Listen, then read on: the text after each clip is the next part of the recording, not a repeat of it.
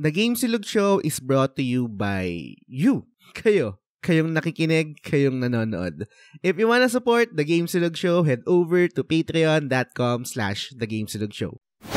The Game Silog Show.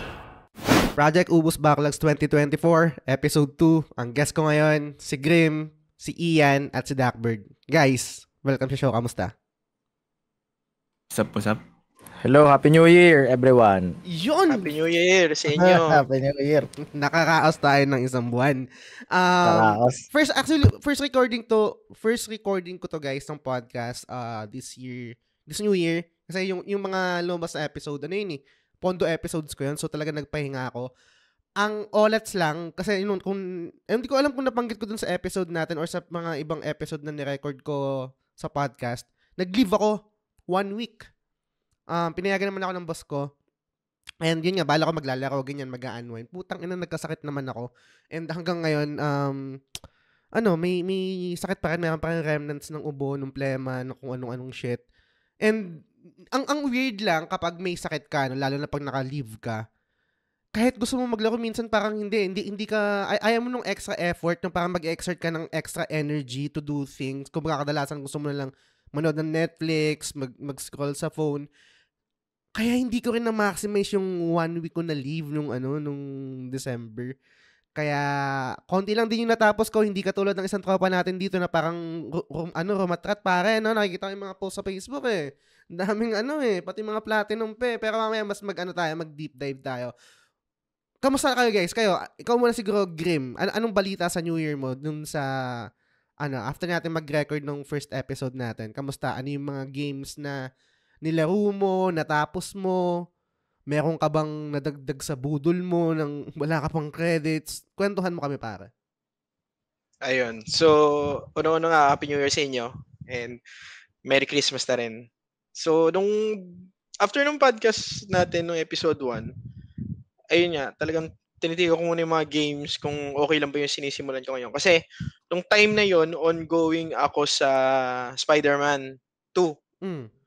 So, ang nangyari nun, talagang yun muna finocus ko muna, yung Spider-Man 2 kasi ongoing game na siya, tsaka gusto ko din matapos na yung story. And at the same time, nagsasabay ako sa Xenoblade nun. So, dumaan nga nung long weekend, nagkaroon ng long weekend din ako. I think 1 week from December 22 hanggang January 2. So, talaga abang din ako nung long weekend na yun makakapaglaro ako. Pero gaya nga ng usual holidays, may sisingit na kainan, events, 'di ba? In between. So, talaga naka-cut short din yung time ko laro as much as na in-expect ko. Ang naging main console ko talaga ng holiday is Switch. Kasi nga, dala-dala ko siya pag punta kami probinsya, or pag gusto ko lang meron na ka-extra TRs, Switch talaga. So, natapos ko yung Spider-Man 2. Nice. Hindi ko pa na platinum, pero yun nga, since madali nga lang daw i-platinum, baka i-plat ko rin. So, extra credits nga naman. Then, natapos ko yung Xenoblade Chronicles 1. Then, nalaman ko pala, sa Definitive Edition, meron pala siyang extra episode na isinama. Parang After Years ang tawag. Tatanong ko din sana sa inyo, ano ba ang count doon? DLC? DLC count doon sa extra episode na yon? Hindi kasi ako familiar sa Xenoblade. Sino ba nakalaro sa inyo? Ikaw, Ian, nalaro mo ba yun? Hindi ko pa nalaro yun eh. Pero kung extra lang naman siya, ano lang yun, parang siguro kahit hindi mo siya tapusin kasi hindi na extra lang siya eh. Okay. Ay, kasi nga pala, part siya nung game na Definitive Edition. Tama ba? Oo, parang doon siya ni-release lang sa Definitive Edition. So, siguro, pero kung nag-roll credits naman, goods yun. Roll credits na siya. Pero I don't think may kasama siyang point. Kasi parang tinitignan ko siya as dun sa Persona. Kunwari yung Persona na vanilla, tapos Persona na Royal, may added SEM doon, right? Pero hindi naman natin siya hahatiin yung points na parang base game ng Persona 5 Royal points, and then yung added na content na extra SEM, another point. Kumbaga parang as a whole na siya. So kung matapos mo yung Definitive Edition, kasi hodang meron siyang added na episode or added na content, I think doon pa rin siya sa kabuuan niya. I'm not sure, nagme-make sense ba? Or hindi ko alam eh. Oh, tama. Parang ano lang yan, extra activities or extra feature, ganun. Not unless kung ano siya, yung sa complete edition na kasama din yung mga DLC. Kunwari yung sa The Witcher 3 na complete edition, kasama din yung Blood and Wine, yung Heart of Stone yata and something. So yun, ibang points yan. Kasi tinignan ko siya, ni-research ko siya kung kasama ba siya doon sa base game nung na-release yung Xenoblade sa Wii U ata. Wii U ba siya ni-release? Tapos tinignan ko, parang extra episode lang siya, story lang siya, nakasama nung Definitive Edition kung gusto mo daw ma-explore yung After Years. I think Future Connect ata something yung title, parang ganun, Futures Connect. So natapos mo na siya, yung yung Xenoblade? Natapos ko na siya. Nice. Ilang, kasi nasa backlog ko yun eh. Isa yan sa mga backlog ko eh. Binili ko na yun eh. Ilang hours ang tinake niyan sa'yo? I think umabot ata ako ng mga 45 to 46 hours lang, ganun. Pero ano siya, talagang kung gusto mo siya ang dami kong mga side quest na na-skip, definitely mga side quest. Pero all in all lang nagastos ko ng 45 hours. Yung main storyline, konting side quest. Yun. Good shit. So, yun ang games ko na nagawa nung holiday season. Wala man masyado naganap. Nagkaubo din ako nung holiday. Malamig din talaga, lalo sa probinsya, Batangas. Ano talaga nalalamunan. Plema. Puso. Totoo. So, mamaya pag-usapan natin kung ano naman yung next plan mo, kung ano yung game na... So, natapos mo yung Spider-Man, tapos balak mo ding i-platinum, and then natapos mo yung Xenoblade Chronicles. I'm not sure kung pwede naman, pero mahirap kasi medyo mahirap sa Switch kung paano malalaman yung 100% completion. Parang mamaya ako i-explain ko kunwari yung sa Super Mario RPG. Hindi ko na kasi alam kung paano ko masasabi na 100% ko siya. So hindi ko na lang siya i-100%, yung base game na lang. Mamaya pag-usapan natin kung ano yung next game mo in line, kunwari this January, no. So sige. Ito naman, kay Bay Ian, Master RCB, pare. Matindi yung pinagdaanan mo, Jablo. Jabol. Okay? Matindi talaga. Kwentuhan mo ka sa mga games na nilaro mo nung December. Ano yung mga natapos mo at kamusta, pare? So far ngayon, ayun, Happy New Year ulit. Tapos, Merry Christmas. Yung December ko, grabe, parang motivated ako maglaro kasi simula nung nag-episode tayo. So, parang kakaiba tong feeling na to. Di ba yung during our episode, ang ongoing ko nun is yung Diablo 4. Pinilit ko talaga, pinlatinum ko yun. Kahit na, di ba, naalala ko, meron tayong parang party nung bago magpunta kila Ray, naglalaro pa rin ako nung gusto ko i-platinum talaga. So yun, successful naman, na-platinum ko yung Diablo 4. Sobrang satisfying niya ma-platinum. Kasi merong isang scenario doon na yung hardcore mode. Pag namatay yung character mo sa hardcore, delete na yung character mo. So yung isang platinum, isang trophy doon, kailangan mo siyang ma-level 50 yung character mo sa hardcore mode. So talagang sobrang ingat ka. So yun, parang ang sarap pala makakuha ng platinum trophy talaga pagka pinaghirapan mo eh. Totoo, pare. Makaka-addict.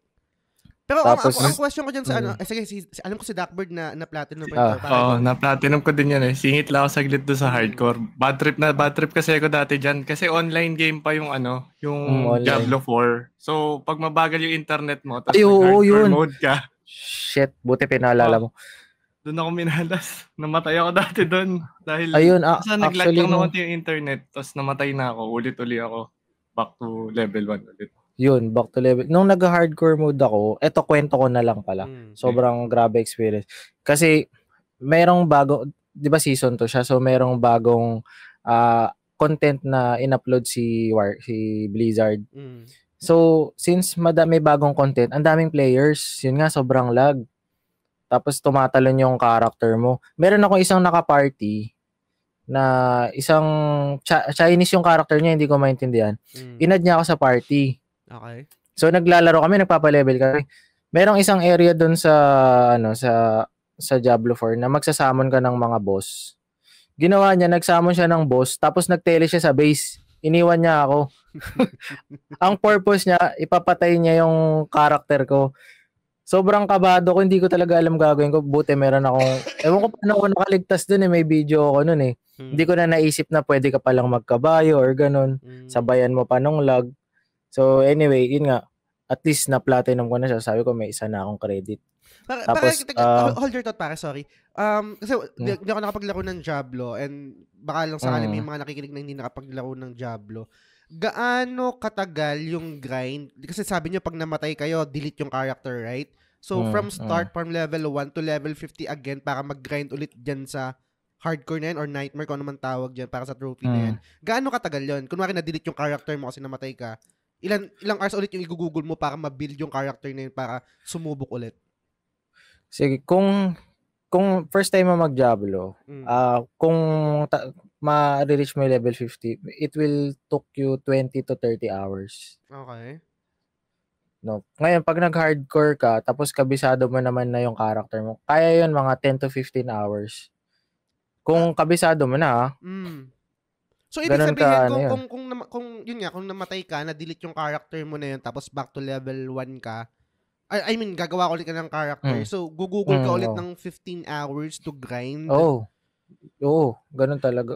Gaano ka talaga. Kung solo ka, kasi may mga ibang player na tutulungan ka eh.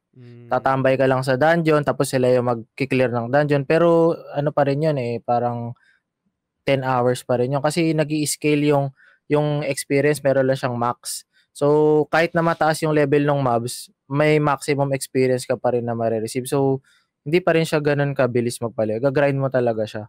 Ako, inabot ako ng currently, nasa 200 hours ako sa Diablo 4 eh. Holy shit. Dami, May sasabihin ka ng Darkbird? Sorry. Wala naman. Same lang din. 200 hours din talaga ako. Mahirap talaga. Yung hardcore, parang malapit na ako mag-level 50, namatay pa ako. Ulit-ulit. Tapos meron pa nga na doon, share ko na lang din. May isang boss doon, si Lilith. Actually, siya naman yung nasa cover art ng Diablo 4, so hindi naman siya spoiler eh. Si Uber Lilith kasi, one hit ka nun. Kahit na gaano ka kalakas, one hit ka.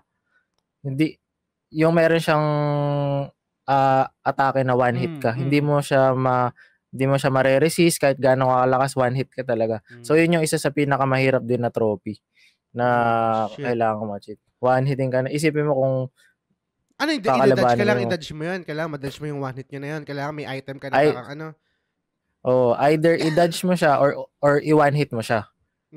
Kailangan mo siyang so pwede mo siyang one hitin or i-dodge mo yung attack niya. So doon ako sa one hitin ko siya. Hindi naman siya 1:1 no, pero nako-compare ko lang siya. I'm not sure game ko nalaro mo kunwari parang sa Monster Hunter. Dati nung nag-start ako ng World, may one hit si Nergigante, yung dive bomb niya, 'di ba? So hindi pa ako marunong mag-Superman dive noon. Yun yung isang way, 'di ba? Para mailagan mo siya sa mga ganung bagay. Nakakatawa rin yun and nakaka-frustrate rin. Pero syempre, nag-start tayo kay Grim, Spider-Man. I can say na medyo chill pa yun, Grim, right? Parang story-driven. Tapos yung Xenoblade, medyo, hindi pala medyo, I mean, weeb shit. Lalaruin ko din naman, ganyan. Pero ikaw, willing ka ba maglaro ng gantong game? Diablo? Ipa-platinum mo? Actually, meron akong yun nga yung tinanong ko sa inyo dati. Pero sa asawa ko naman yun, yung Baldur's Gate 3. Kaso, ang nangyari nun, hindi namin, kasi akala ko magti-take up ng time ko yun sa backlog, di ba? Kasi kami ng asawa ko. Ang problema doon, hindi namin malaro kasi PS5 ang gamit namin, hindi siya gumagana sa split screen. Nakakabwisit. So, parang yun sana yung magiging experience ko sana. Awan ko kung along the lines ng Diablo siya na yung Baldur's Gate 3. Masasabi niyo bang nasa same gameplay siya, game style? Hindi, malayo siya. Kasi yung si Baldur's Gate 3 more on turn-based siya, tsaka strategy. Si Diablo 4 naman, more on hack and slash siya na spam ka ng button, tapos ARPG, action RPG siya na dungeon crawling, parang ganun. Kung mas fast-paced siya. Mas fast-paced siya compared sa Baldur's Gate 3. Kasi sa Baldur's Gate 3, more on decision making. Dito sa Diablo 4, hindi, basta malakas ka lang, patay mo lahat ng mga kalaban yun. Kasi ang huling XP ko sa mga ganyan talaga nung mga panahon pa ng Kabal Run online. Oo, Kabal po. Nagkabal ka din pala, pare? Oo. Sarap Kabal. Anong year? Ano ko noon elementary ako noon. Para mga ko na. College na ako. Elementary ako noon. Pero ano 'yun? Maling tanong. Yung mga parang ang latest ata noon, mga Gunslinger ata yung latest na labas noon. Ayun, nag-quit na ako noon. Ayun. Parang yun na inabot ko. Nice. Yung tanong ko kasi kung bakit ko si Grim no, kung may bala ka maglaro ng Diablo, kasi gusto kong i-reiterate na parang anong tumakbo sa isip niyo at ipa-platinum niyo yan. Kumbaga parang kasi minsan 'di ba, kunwari ako kaya ako pin-platinum kunwari yung Cuphead kasi wala, parang super challenging kasi ang sarap ng feeling yung parang meron challenge siya tapos ma-overcome yung challenge na yun. Hindi naman ako ganun ka-fan ng Cuphead. Parang mas gusto ko pa nga sanang i-project yung Hollow Knight kasi super favorite ko yung Hollow Knight. Ano yung nag-drive sa inyo para i-platinum yan, yung Diablo? Sa akin? Ikaw muna. Ako kasi pag nagpa-platinum ako ng game, unang-una, gustong-gusto ko talaga siya na game. Yung parang ito gusto ko i-platinum to. Aside from, kung isi-set aside ko yung feeling na yun, siguro yung grind kasi sa Diablo 4, satisfying siya. Lalo na pag na-reach mo yung damage mo, umabot ng 50 million, 100 million, parang ano kayo na parang, grabe, aabot pala siya ng ganun ka. Tapos may mga certain, certain items doon na ma-unlock mo lang siya kapag malakas na talaga yung character mo. So siguro yun din yung mag-motivate sa'yo na i-grind mo siya. Tapos on the way naman ma-achieve mo yung mga trophy kasi hindi mo mapapansin nakuha ko na pala yung trophy na ganito. Kasi nag-grind ka lang na nag-grind. So tingin ko yun for me. Yes. Ikaw, Duckbird, nung time, hindi siya, tapos mo na siya bago tayo nag-start ng project na to, right? Ano naman, parang ano naging drive mo, ba't pinilatin mo yung Diablo? So, super fan ka ba ng game or ano lang? Same lang kay Bay yan. Yun nga, masarap siya ulit-ulitin Tsaka yung grind, parang hindi mo napapansin yung oras. Yung 200 hours na yun, hindi ko naramdaman Kahit pa ulit-ulit yung dungeon. Ganun lang talaga. Tapos kasi may kasabay din kasi ako maglaro nun dati. So, naka-co-op kami. Mas mataas XP kapag may kasama ka kasi. Yes. Tapos, yung Diablo 2 kasi, dati, pinlano ko din sana. Alam ko mas mahirap i-platinum yun. Parang 600 hours yun. Sinukuan ko na. Yung 4 mas madali pa. Kaya yun na lang ginawa ko. Nagpabuhat din ako dun sa ibang mga trophies. Kapag may co-op, yun talaga masaya. Gets. May game na ganyan 'di ba? Parang naging sentiment natin yan dati, Bay and parang yung video game length na parang pag 100 hours na tangina. Merong game before, right? Nakalimutan ko yung parang yung isa sa mga marketing nila na 100 hours to complete mo ganyan. Assassin's Creed. Assassin's Creed tangina. Hindi. Si Dying Light 2. Ayun, Dying Light 2 mga ganyan. Parang ako na-turn off na ako, pero may mga certain games na tangina magi-spend ka ng ganong oras, hindi naman din siya required or hindi naman yun yung minamarket, pero dahil super na-enjoy mo, talagang hindi mo namamalayan na ganun yung oras na gugugol mo. Kunwari dati Elden Ring, ilang beses ko inulit yun.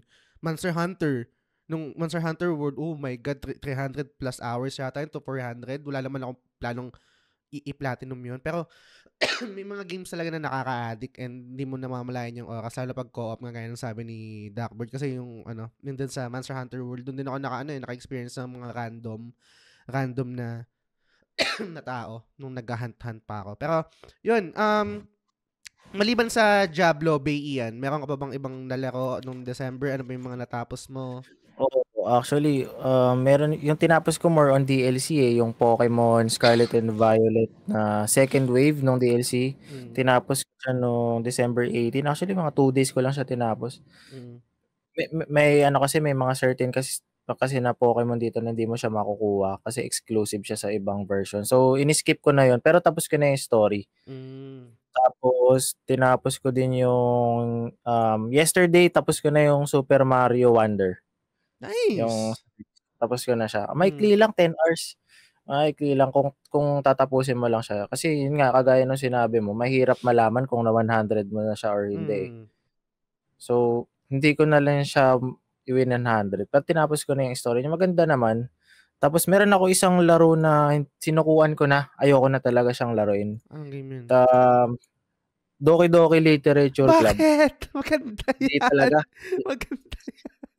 Sorry na. Inatake ako ng anxiety. Okay. Bumibilis yung tibok ng puso ko, tapos nahihilo ko. Sabi ko, shit, ayoko nito. Ayoko.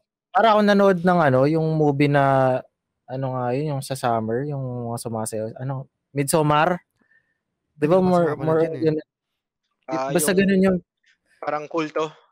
Oo, yung mga kulto. Parang ganun yung nakuha ko na feeling nung nilalaro ko yung Doki Doki. Ayoko na. Sabi ko, shit, inekis ko na talaga sa backlog ko. Hindi ko siya kaya. So, yun lang so far. Hindi ko nabili yung God of War Ragnarok Valhalla, pero tinapos ko rin siya kasi free eh. So far yun lang ang nalaro ko. So, yun, bago tayo mag-proceed kay Duckbird, sorry nakalimutan ko, gusto ko lang magbayad ng bill. Salamat sa lahat ng 29 Patreons and sa ating mga executive producers, sila Sans, sila Lan, sila Mike Rubio ng Xcore Gamer, I am Mako, Mark Di Benagracia, Yvette Suzanne, Solivilla ng The Ara Weeb Channel, and si Nigel. Maraming salamat sa inyo guys sa patuloy na pagsuporta sa content na ginagawa namin. So, proceed naman tayo kay Duckbird. Ito pare, ang dami natapos na ito eh. Kita ko eh. Mahato. Bakit kwentuhan mo ako sa December mo? Ano yung mga games na natapos mo, na platinum mo, etc. Hello, si Duckbird to. Tapos, Happy New Year sa lahat. Hindi naman ganun kadami yung natapos ko talaga. Baka napapansin lang kasi pinopost ko sa Facebook kung ano yung mga natapos ko na dun sa page ko. So yun, pagkatapos nating magkwentuhan nung podcast nung December, una kong tinarget agad tapusin kasi ongoing ko nilalaro yung Super Mario RPG. Nice. Kasi mabilis lang nga talaga siya tapusin. Tapos, game siya na nilaro ko nung bata pa ako. Pero nung bata ako, sa emulator ko siya nilaro. Kaya ngayon, binili ko siya. Tapos, halos same na same eh. Kahit yung puzzles, kahit yung mga... Basta yung boss battles, halos gano'n lang din. Natatandaan ko pa. Ito, sorry guys, hindi to spoiler. I don't think na spoiler to, pero crucify me kung spoiler to. Tumagal ako dito sa isang part para dito sa Super Mario RPG kasi nilalaro ko din to. Yung merong 6 doors, isa bandang dulo. Merong 6 doors kasi dun guys. Pag pumili ka ng isang door, it's either combat yun, so lalaban ka ng parang wave ng mga kalaban. Yung isa naman parang, hindi pala parang quiz siya, so may mga questions doon. Tapos yung isa naman, obstacle. Ang tagal ko doon pare kasi yung sabi ko, tinatamad ako doon sa laban kasi parang, okay, kinuha ko na. So parang tinapos ko na yung 2 pinto na puro laban. Sabi ko, mag-obstacle ba ako or magku-quiz ako? Sa obstacle pare, hindi ko alam kung skill issue to, malamang skill issue to. Nahihirapan ako sa 3D na platforming kasi hindi ko ma-figure out yung parang yung ang tawag dito, yung clearance ng character ko. Kunwari kung tatalon ako, akala ko maglaland ako dun sa platform na yun, pero hindi, kulang ako. Unlike kapag 2D, from left to right, alam mong pag tumalon ka, maglaland ka dun sa platform na yun. Kapag ginawa mong 3D yung platformer, hindi nagme-make sense sa utak ko. So baka skill issue yun? Skill issue ba yun, Duckbird? Or may challenge din sa'yo yung ganun? Hindi skill issue yun. Pangit lang talaga yung 3D kasi dati. Kasi 2D game talaga siya na pinilit maging 3D. So, ganun pa rin yung mechanics niya. Mahirap talaga. Di siya naiikot pare. Kasi diba, yung mga bagong Mario World, naiikot yung camera. Ito kasi sa Super Mario RPG, hindi siya naiikot. So, parang, basta, nahirapan ako dun sa obstacle. So, ang ginawa ko dun sa door na yun, Duckbird, dun na lang ako sa quiz. Inulit-ulit ko na lang. Nilista ko kung ano yung mga tamang sagot. Tapos medyo, dun sa second and third na stage nung quiz na door na yon, bibilangin mo naman yung barrel. Putang ina. So magmamat ka. Nakastack yung mga barrel sa isa't isa. Tapos dun bibilangan mo kung ilan yung sagot na yun. Pero anyway, yun. Dun ako medyo tumagal sa part na yun. Sure ko lang, sorry. Natuwa ako dun kasi dinaya ko na yun. Ini-screenshot ko. Tapos pinalikan ko. Kasi may timer yun, di ba? May timer. Pero yung puzzle niya, yung puzzle part, yung may, ewan ko kung na-experience niyo pa, yung sa may parang yung itim na bomba, tapos uubusin mo hanggang isa lang matira yung bato na item. Doon ako natutuwa kasi ganun-ganun pa rin siya simula dati. Tapos ang bilis ko natapos kasi parang naisip ko nung bata ako, tagal ko dito. Ngayon, ganito na lang. Nice. Tapos pati yung piso-piso yung mag-aagawan kayo ng kunwari, kailangan yung last piso matira dun sa kalaban. Parang may math lang siya.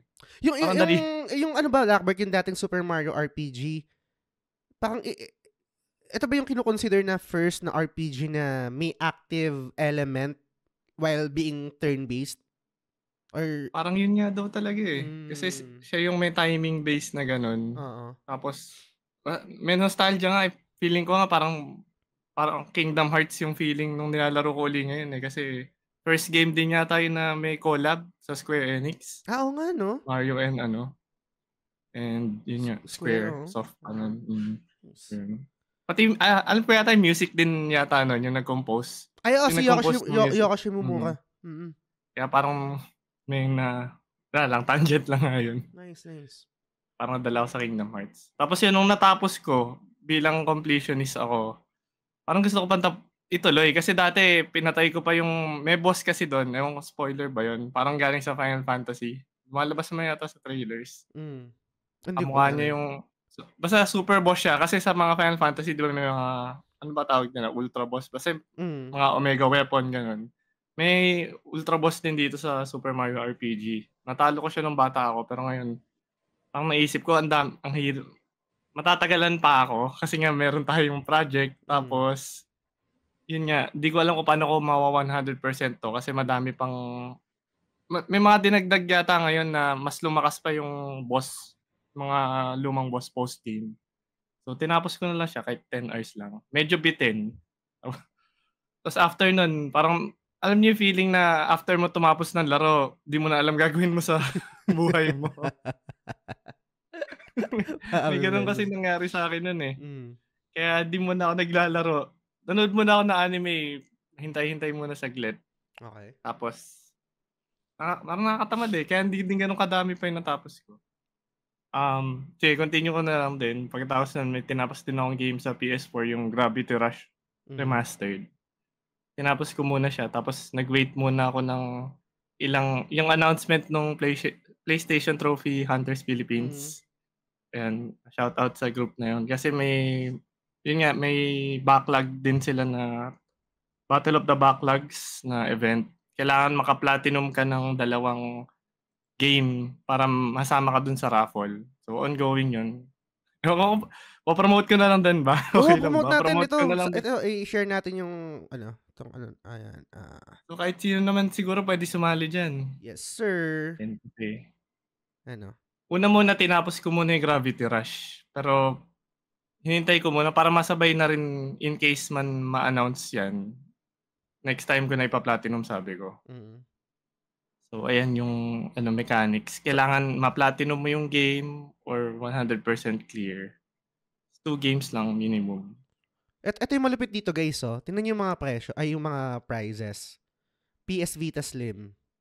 Final Fantasy 7, 8, 9, and Tactics, PS1. 10, 10-2. Dirge of Cerberus sa PS2. Final Fantasy Dissidia. Dami. Order 1886 na Collector's Edition. Meron ding Tale Set. Ito yung gusto ko eh. Kung sakali mananalo ako, ito yung gusto ko. Tales of Destiny, Eternia sa PS1. Tales of Destiny 1, 2, Rebirth, Symphonia, Legendia to I think, Abyss sa PS2. Tales of Vesperia, Graces, Cesteria, Cilia 1 and 2 sa PS3. Tapos sa bronze naman, Metal Gear Solid 2 and 3 sa PS2, Metal Gear Solid Peace Walker sa PSP, Metal Gear Rising sa PS3, bronze prize naman Kingdom Hearts set sa mga weeb shit dyan, Kingdom Hearts 1 and 2, 1 and 2 Final Mix, PS2 Kingdom Hearts Birth by Sleep sa PSP. Tapos mayroon pa silang hidden trophy prize, best narrative, Nintendo Wii ang presyo, ang price. Tapos 1 month only rent ng games sa PlayStation Trophy Hunters Philippines. Tapos mayroon pa mga additional prizes. Kung interesado kayo dito guys, mag-follow kayo sa PlayStation Trophy Hunters Philippines para mas makita nyo yung detalye at yung mga mechanics dito kung gusto yung sumali. Ito rin yung isang reason kung bakit tinaasan ko yung points ng platinum. So, kunwari kung yung base game, matapos namin yung base game, 0.5 credit lang siya. Pero kapag na-platinum namin, magiging automatic 1 point na credit siya. So, para ma-entice rin kami na mag-platinum. Ang dami lang naka-line up sa akin dito. Hindi ko pa naumpisahan pero naka-plan naman sa akin yun yung Persona 5 Royal. Yun yung plano ko maging entry dito. Pero, yun. Anyway, Darkbird, sorry to cut off. Go ahead. Ayun, so nakadalawang games lang ako for now, nakatapos ako ng dalawa. Tapos yung isa platinum and kasama ni DLC, so 100%. Yung Gravity Rush, nakakahilong game siya. Hindi ko na didetalyahin masyado. Basta kinokontrol mo yung gravity. Dati kaya ko din rap dati to kasi hilong-hilo talaga ako nung nilalaro ko. Ngayon feel ko nag-evolve yata ako bilang gamer. Mas hindi na ako nahihilo. Hindi ko alam eh. Biglang natapos ko na lang talaga eh. Tapos na-buff. Basta 1 hour lang dati, hilong-hilo talaga ako pag tinatapos ko. Ngayon, tinuloy-tuloy ko lang 4 hours. Mabilis lang din para tapusin. Ganun lang. Tama din yung control ko. Tapos, ito, tangent na game. Kasi may mga tropa akong, ano ba tawag dito? BI, bad influence. Na kinulit akong, di ko alam kung okay lang i-share to, pero kasi, di ba hindi naman kasama yung games na nire-rent sa backlogs natin. Kaso may game ako na nadagdag, pero hindi ko isasama sa listahan natin. Tangent lang din. Kasi, ano to eh, parang pinagbabawal na technique sa Sony. Kasi may isa akong friend na, tatlo kami. Okay. May isa akong friend na bumili ng game digital, tapos naka PS Plus siya. Lahat kami naka PS5. So sabi niya, i-enable ko yung game sharing. So 'di ba ang limit lang sa game sharing 2 yata ang pwedeng gumamit? Di ko sure eh. Pag sa ang nangyayari ngayon 3 kaming gumagamit sa isang game. Pero di ko alam kung paano nangyayari 'yun. Ewan ko kung bannable to, pero baka yung isa yung isa Darkbird, yung non-trophy, tama ba? So, 2 PS5, isang PS4, tama ba? Hindi, lahat PS5 talaga eh. Hindi ko alam paano nangyayari. So, ewan ko na, bahala na kayong gusto nyo ding itry. Pero ang nilalaro kasi namin, Remnant 2, online. May din siya, parang yung mga Soulsborne na game siya, pero barilan. Kasi nilalaro namin siya as co-op. Nice. Kaya, yun, mas nauubos nun yung oras ko kasi tinatawag nila ako pag nag-online ako sa PS5. Uy, online ka na pala. Party na kaagad, ganun. Tapos, shared kami na isa lang yung bumili pero lahat nakakapag-online. Di ko talaga alam kung paano nangyayari eh. Hindi ko rin alam. Magic lang. At your own risk na lang kung gusto nyo din i-try. Pero ang galing lang. Natutuwa kasi ako. Nakakalibre ko ng laro din. Pero hindi ako nakatapos ng backlogs. Yun lang, side kwento lang. Tapos yung balik tayo sa backlogs, ang nilalaro ko currently yung mga Pokemon games. Kaya pagkatapos nung Gravity Rush, tinuloy ko yung Alpha Sapphire. Hindi ko na kinomplete yung mga Pokemon. Basta tinapos ko na lang. Napapangitan na nga ako sa kanya ngayon eh. Kasi parang dated na yung mga Pokemon games. Hindi naman kasi ko sobrang fan talaga to begin with. Ang nilaro ko lang yung una lang Yellow. Tapos nag-jump off na ako sa 3DS. So nung binabalikan ko parang ang bagal na, ganun na. Nakakatamad.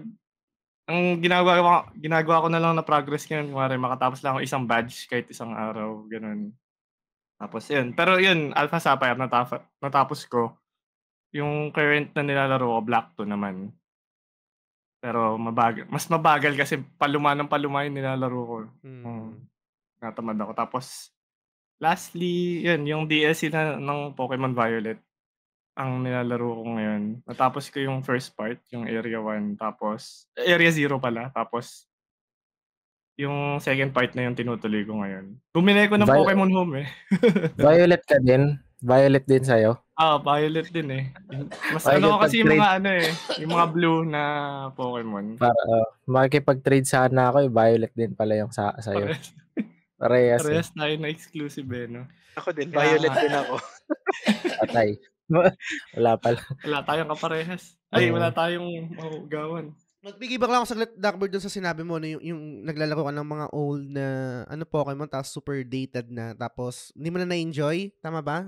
Oo. Kasi dahil mabagal, ganyan, or hindi ko alam, walang quality of life, yun ba yung reason doon? Oo, may ganun. Naging topic kasi to. Naging topic, actually nagiging topic naman to kadalasan sa GC namin. Yung when going back to old games, right?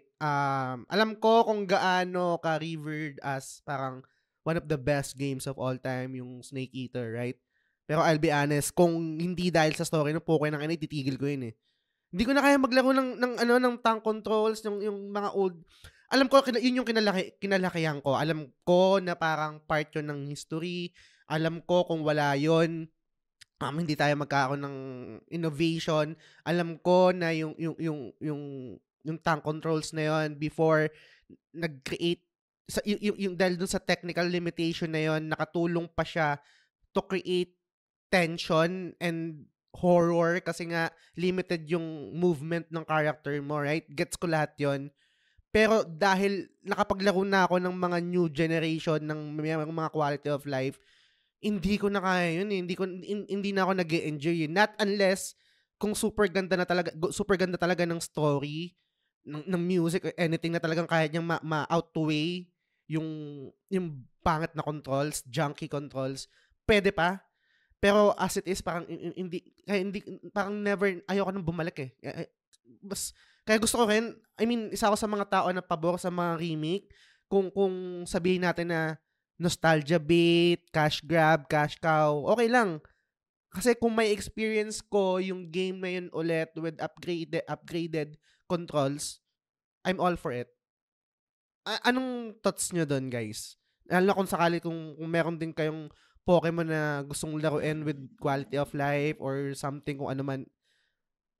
Anong thoughts nyo doon? Kasi I think hindi naman din lahat mag-a-agree dun sa sinabi ko kasi syempre mayroong mga purist na okay pa rin naman yung old school, parang just suck it up, lumaki ka naman sa era na yan, bakit ang arte mo na, di ba, mga ganyan-ganyan. So, kaya anong thoughts nyo doon? Okay pa ba kayong bumalik sa mga old games? Lalo na sa mga tank control. Sige, ikaw muna, Bian. Narinig ba? Sorry. Yan, narinig. Yung, actually, totoo yan eh, kasi ako rin, nag-try ako ng Metal Gear Solid. Sabi ko, shit, ano ba tong controls na to? Putik yan. Hindi mo, maglalakad ka lang, bigla yuyuko yung character mo. Ano nangyayari dito? Tapos, titingin ka lang sa kabila, tapos parang di mo na alam kung saan ka babaril. Tsaka yung aim niya, yung pagbabaril ka, sa present na laro, pag nag-aim ka, over the head na, sa pool agad eh. Oo, automatic na.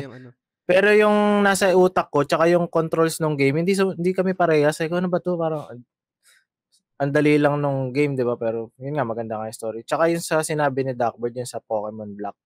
Actually, pag yung Pokemon Black, nilalaro ko lang yung pag tumatay ako eh. Dadaling ko lang sa CR eh. Kasi pag tinutukan ko siya, parang inaantok ako kasi nga, sobrang na siya, yung luma na siya. For nostalgia purposes na lang siya. So, kaya siguro pumasok dun yung mga remakes eh. Kaya dun nag-invest si Capcom, di ba? Lahat ng mga games nila ng Resident Evil, halos nire-remake nila. Kasi para ma-improve din yung mechanics, saka yung controls, di ba? Yung overall feel ng game. Kaya hindi mo rin sila masisisi talaga kung maraming nakakaramdam nung ganong feeling eh. At kung diba? Bakit kasi kumikita rin yun. Kasi katulad ko na gusto ko ma-experience yung game eh. Pero with updated controls and graphics. And I'm willing to pay for that. Diba? Oo. Sabi natin na cash grab siya or nostalgia bait. It is what it is. Totoo. Kagaya ko, sa community ko, sa circle of friends ko, in-encourage nila ako na laruin mo yung OG na Final Fantasy 7. Kasi hindi ko siya nalaro eh. Nung nilaro ko siya, hindi talaga ako nahuhook kasi turn-based. Tapos, ano nga yun, yung graphics niya. Active time pero battle. pero gusto ko yung Final Fantasy 7 nung nalaro ko na yung bago. Yung remake. Kaya sabi ko, hindi ko na try laruin yung OG. Kahit na, kasi parang iba na sa feeling ko. Doon na lang ako sa bagong Kaya, at least, di ba, may mga ganong way, yung remake. And ang isa pang maganda doon, hindi naman nawawala yung old eh. Andiyan pa rin nag-i-exist pa rin yan. Hindi naman kumbaga parang pag nagkaroon ng remake or ng remaster or ng port or something, mawawala yung old. Andiyan pa rin yung laro, pwede pa rin na rin yung original. At least merong option yung tao kung anong gusto nilang laruin. Ikaw, Grim, bago ako kay tawag dito kay Duckbird. Grim, ako naman, thoughts mo doon? Ayun, dun sa topic na yan, situational din sa akin eh. Kasi, yung experience ko recently nga, natapos ko yung Xenoblade Chronicles, di ba? Tapos, parang kilala yung Xenoblade Chronicles, correct me if I'm wrong, as good series talaga siya. And kapag nakikita ko sa mga comments minsan, pag hinimay mo in between 1, 2, 3, ang dami nagsasabi na 1 is talaga yung defining game ng series. Kaya pinort sa Switch, everything. Pero ako, coming into the series nga as somewhat old game, hindi ko siya na-appreciate as much talaga. Both story-wise or gameplay.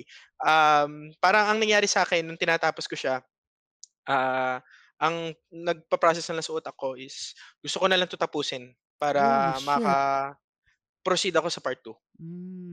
Yun na lang ang nangyari sa akin. Kasi story-wise for me, hindi ko siya masyadong walang certain kick pagdating sa mga weeb shit na games para sa akin.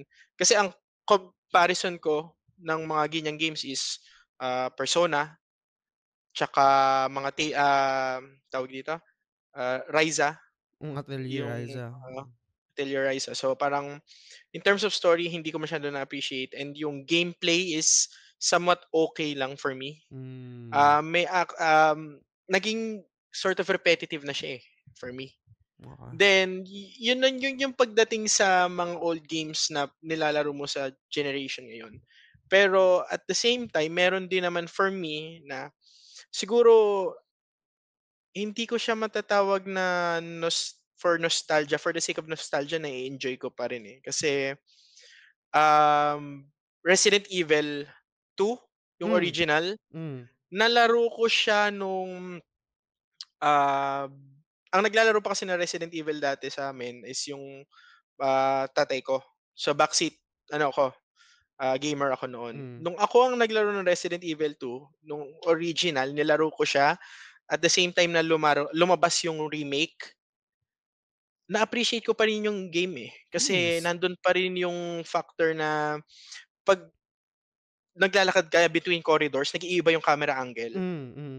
So parang meron pa rin siyang defining factor in terms of gameplay na hindi mo na siya mare-represent ngayon kasi nga parang iba na yung nagiging take ngayon eh sa games. So pag ni-release mo yung ganong klaseng gameplay ngayon, parang ang mangyayari na lang for nostalgic purposes na lang eh. Hindi na siya magiging groundbreaking gameplay na. Kasi ngayon more on graphics na eh. So sa akin talagang depends pa rin sa nilalaro mo kung naging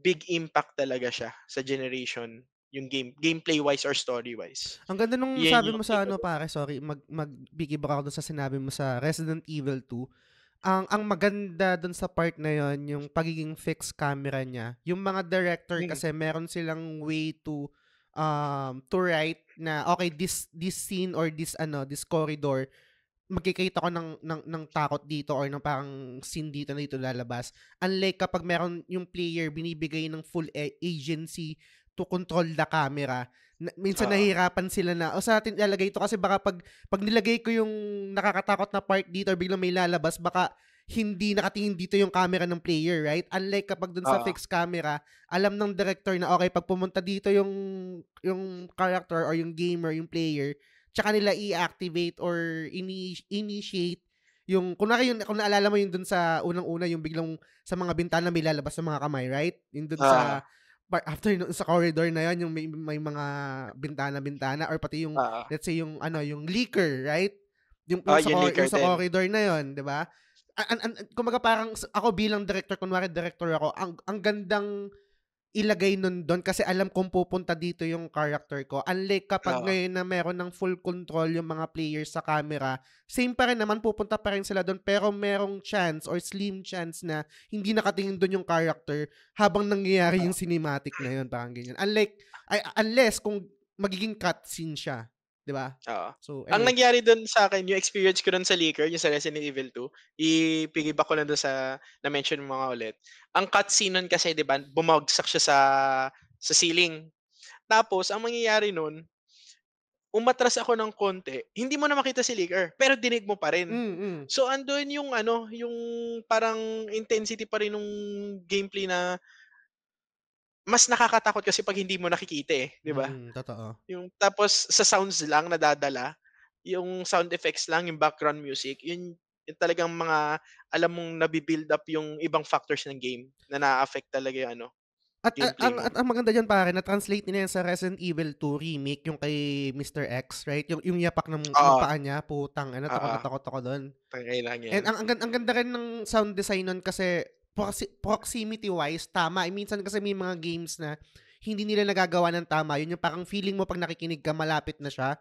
Pero ang layo pa pala. Etong kay Mr. X, parang super perfect nung math na ginawa nila pagdating dun sa proximity na kung gaano kalayo yung distance ni Mr. X dun sa tunog ng yapak ng paa niya.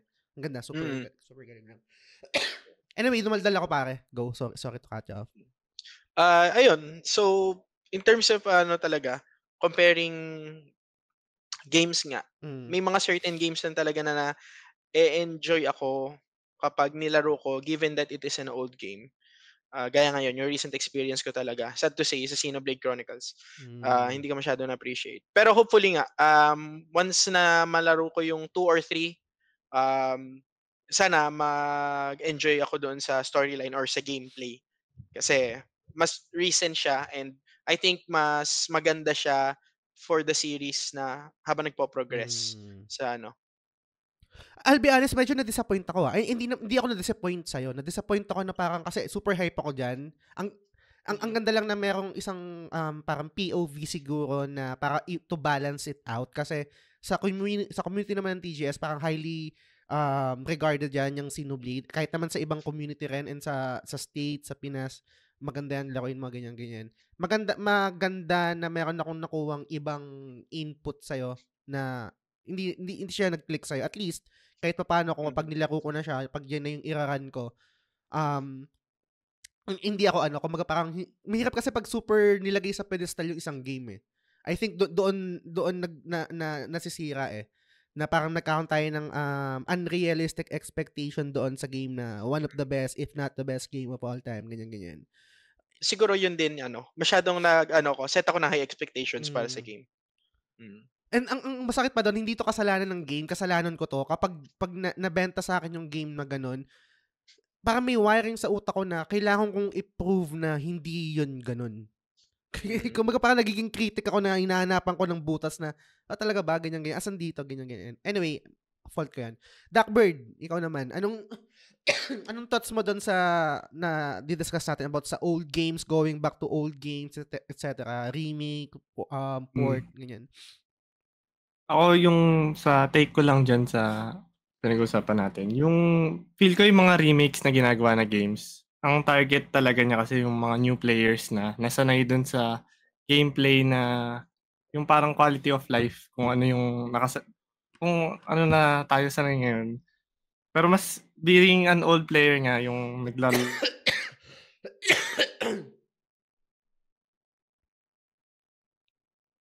Kung gagawa man sila ng remake, yung remaster na tipong hindi nila masyadong ginalaw yung main gameplay or yung basta nagdagdag lang sila ng onting tweak para maging playable siya in the modern era.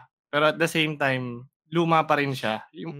Kaya tansya ko nga yung Super Mario RPG, hindi siya remake, parang may pagka-remaster lang din siya Kasi ganun lang din yun ina-upgraded graphics lang. So mas feel ko yung mga remaster targeted for old players naman talaga siya. Kaya yung parang mga purist, mga ganun. Para sa kanila talaga yun. Para mapadali din. Kasi ang boring na rin balikan ng lumang game talaga Hindi na siya, iba na rin Lalo na yun nga sa Pokemon din. Ang tagal nung kung walang fast forward or wala yung mga ganong yung sorry to cut off, sorry pare. Tawag dito, paulit-ulit kong sinasabi to, pero ito talaga yung perfect example eh. Super gustong-gusto ko yung FF9, pero kung wala lang fast forward yun, kung hindi na yung PS4 port yung nilaro ko, putang ang bagal na pare. Alam mo yun, alam ko hindi kasalanan ng game na yun kasi kumbaga na-train na ako or tayo. Hindi ko na maiwasang hindi mag-scroll sa Facebook or sa Instagram nung time na nilaro ko yung FF9 na walang fast forward. Holy shit. Nalaro nyo ba yun? Yung luma na super bagal versus dun sa may fast forward. Then ako yung sa Switch, di ko alam na may fast forward yun. Second na to, ba't ka nakabagal? Bagal na. Tapos may nagsabi lang sa akin, hindi, may fast forward yan. Pero sabi ko naman parang, as a first time ko kasing lalaroin yung 9, parang ayoko siya i-fast forward kasi nga hindi ko pa siya na-experience talaga eh. So, nasa backlog ko yun anyway. Pero ang best example niyan, modern game pero nakakatamad. Yung Dragon Quest 11.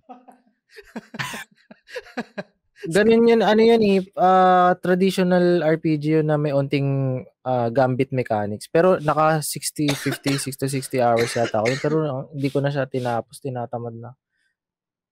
Ayan yata ewan ko lang parang, hindi ko sure don't quote me on this. Never na yata mag-innovate yan kasi parang yan yung charm niya. Yung pagiging traditional niya. Tama ba? Parang, oo. Hindi siya parang talaga sa FF na parang every iteration talagang magbabago.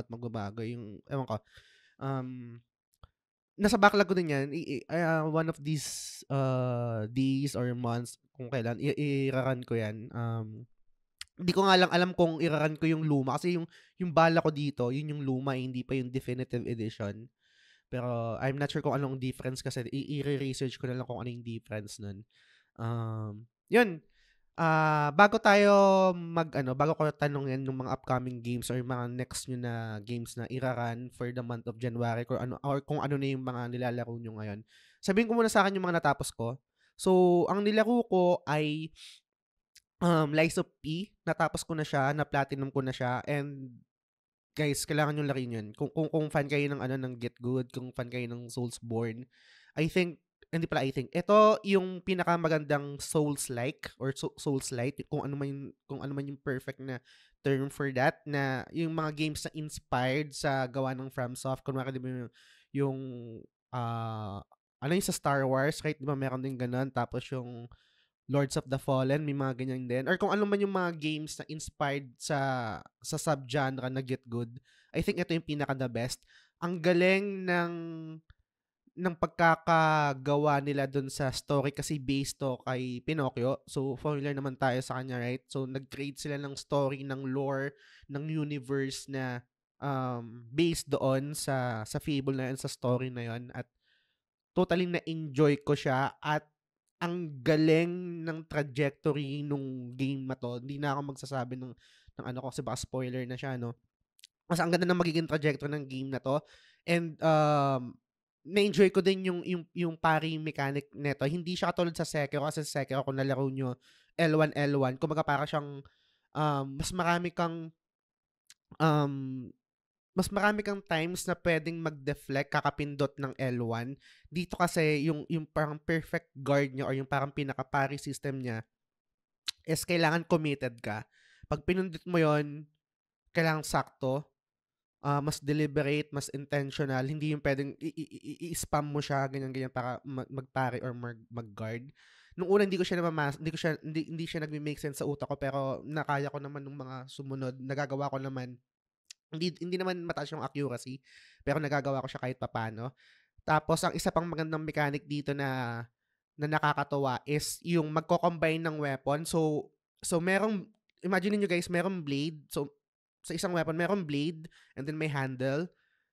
Yung iba't ibang klaseng weapon, pwede nyo tanggalin yun tapos i-combine nyo. May iba't ibang skill set yun, may iba't ibang attack animation. I think ito yung isang wala sa mga games ng FromSoft, right? Kunwari pag meron kang weapon, ano ka na dun parang bound ka na dun binded ka na dun sa weapon na yun. Ito yung attack animation nito. Kunwari pag great sword, syempre mabigat, right? Pero dito sa Lies of P, dahil nako-combine yung iba't ibang weapon, yung handle, doon sa blade niya. Pwede siya mag-create ng quote-unquote build. So, yun yung nakakatawa doon. And yung music ang ganda rin.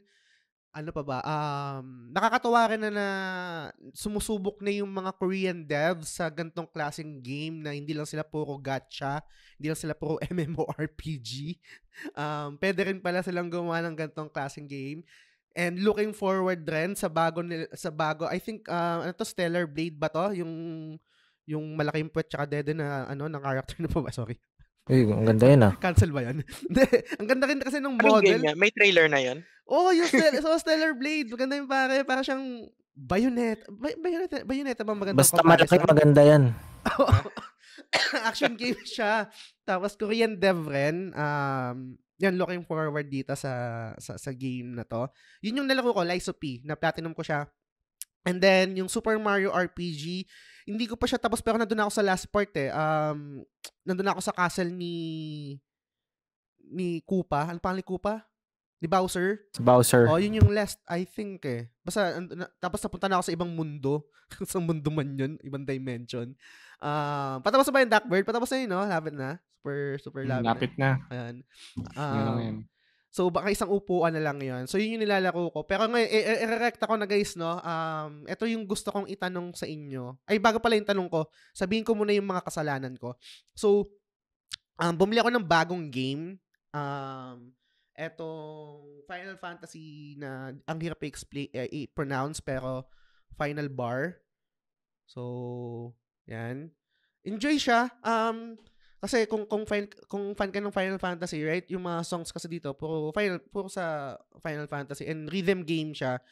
Ano lang, parang reminiscent lang ng, ewan ko, naglaro kayo Auto Jam. So, na-addict rin kasi ako dati sa Auto Jam. Kapag server maintenance yung run or yung kabal, Auto Jam ka muna, right? Yun yung gagawin mo eh. Or kung anong, kung server maintenance yung Fly, yung mga ganyan, run, yung RF online. Yun yung, ang tagasalo ng oras ko kapag server maintenance yung main game ko, Auto Jam. So mag-Auto Jam ako. Yan, Fly Magpie, ganyan, White Christmas ba yun? Chocolate Christmas, nakalimutan ko yung mga title ng mga games. And nakakatawa lang tangent sa dumadaldal ako. Marami akong mga kaibigan na ngayon na parang, K-pop bakla yan, K-pop bading yan. Pero, putang ina, super pa ng Fly Magpie. Hindi ba alam na Korean yan? Korean yung mga songs na nilalaro niya. Yung Fly Magpie? Idol ko yan eh. Solid yun, yung mga kanta doon sa Auto Jam. Puro Korean yun, yung mga kanta doon, guys. Yung mga taka mga dati na K-pop ang puta bading. Mga ganyan. Pero gusto yung mga kanta sa Auto Jam. Yun, so, na-enjoy ko siya. Enjoy ko yung ito, bala ko din i-platinum to. And kaya naman daw yata, hindi naman ganun kahirap. And then, yung isa pa, kasi kung kinumpute ko na yun eh. So, kung natapos ko yung Lies of P, so 0.5 siya and na-platinum ko, so 1.5 and then matatapos ko pa yung Super Mario RPG 0.5. So magiging na siya, 2 points na siya na credits, right? So minus 1 credit itong pinambili ko ng Final Bar line na Final Fantasy. And then nag-pre-order kasi ako ng nag-pre-order na ako ng Final Fantasy 7 Rebirth. So back to 0 point ulit ako. Ngayon, ang question ko, dito ko na itatransition yung question ko, yun dun sa Grand Blue Fantasy, tama ba? Grand Blue Fantasy Relink.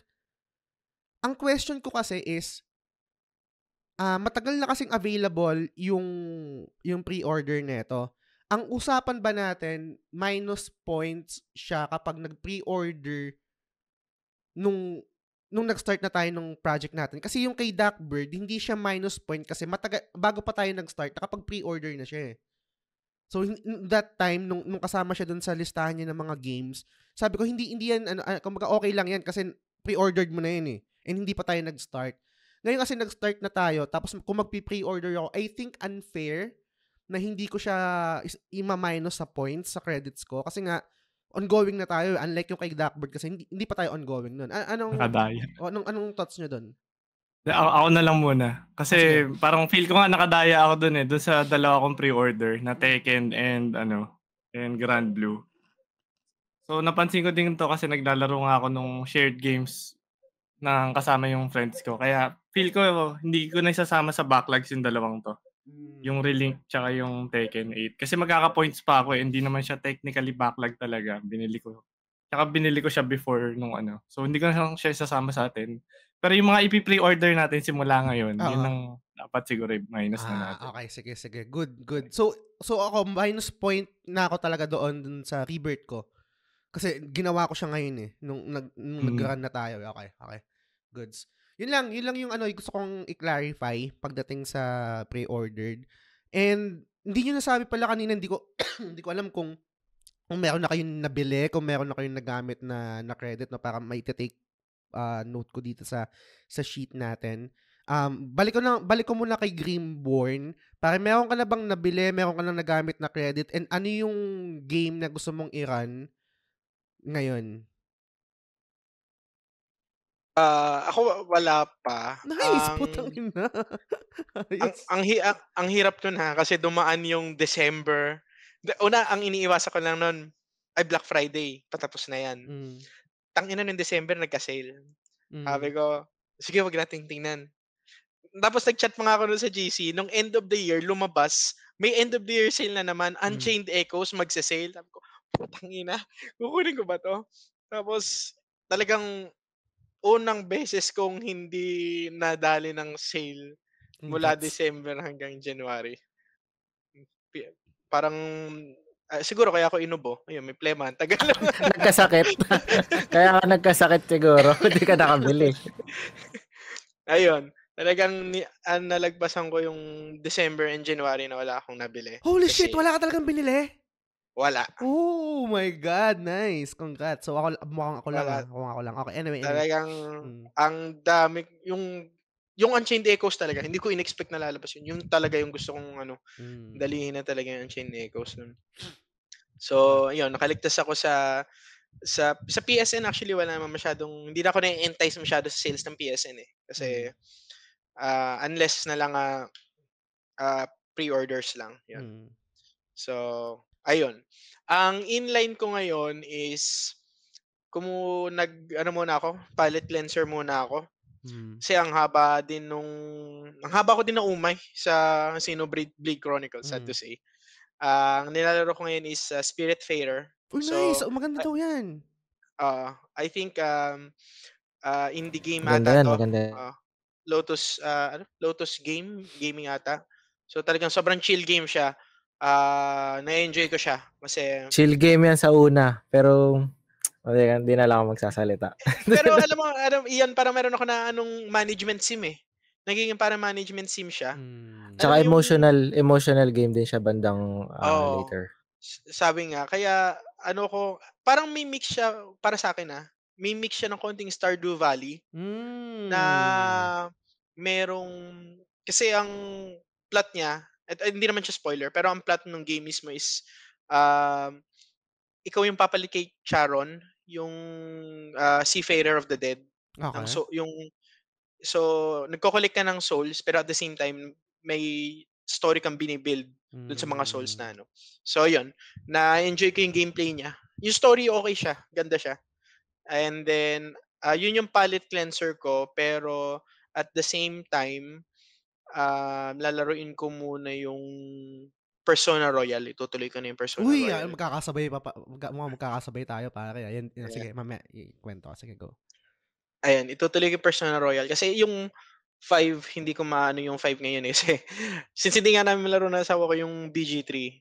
So, since siya naman yung bumili, siya na muna nag-aano ng PS5. Hindi ako nakakasingit ngayon. Pero ang usapan naman namin, pag lumabas ang Rebirth, akin na yung 5. It's time. So, ayun. Nice. Yan yung sa akin. Ikaw, Ian, confession, may nabili ka na ba na game? Confession. Anong plano mong i-run sa susunod na, itong month na to? Ngayon, sobrang proud din ako sa sarili kasi wala akong nabiling game din. Nice! Game. Congrats. Game, wala akong nabiling game. Pero may nabili ako, Secret Lab. Masakit sa ulo. Pero nabili ko. Hindi ako bumili akong Nendo. Ginumpleto ko yung Phantom Teams kago. Diba? Wala nabiling game pero Pero wala sa rules yun eh. Pero hindi kasi ito naman kasi, justify ko naman yung sarili ko. Kailangan ko to kasi doon sa condition ko nga, kailangan ko ng medium firm na upuan. Hindi yung hindi pwede soft, hindi pwede super hard. So ito talaga yung perfect. Tsaka sobrang laking tulong niya sa akin sa condition ko sa slip disc. Kagaya ngayon, wala akong pain. Pain-free ako ngayon na nagpa-podcast tayo. More than 1 hour na tayo, hindi ako masakit. Yesterday, naglaro rin ako ng more than 4 hours na League of Legends. Hindi talaga sumakit yung likod ko. So, effective siya. So, sulit yung investment, di ba?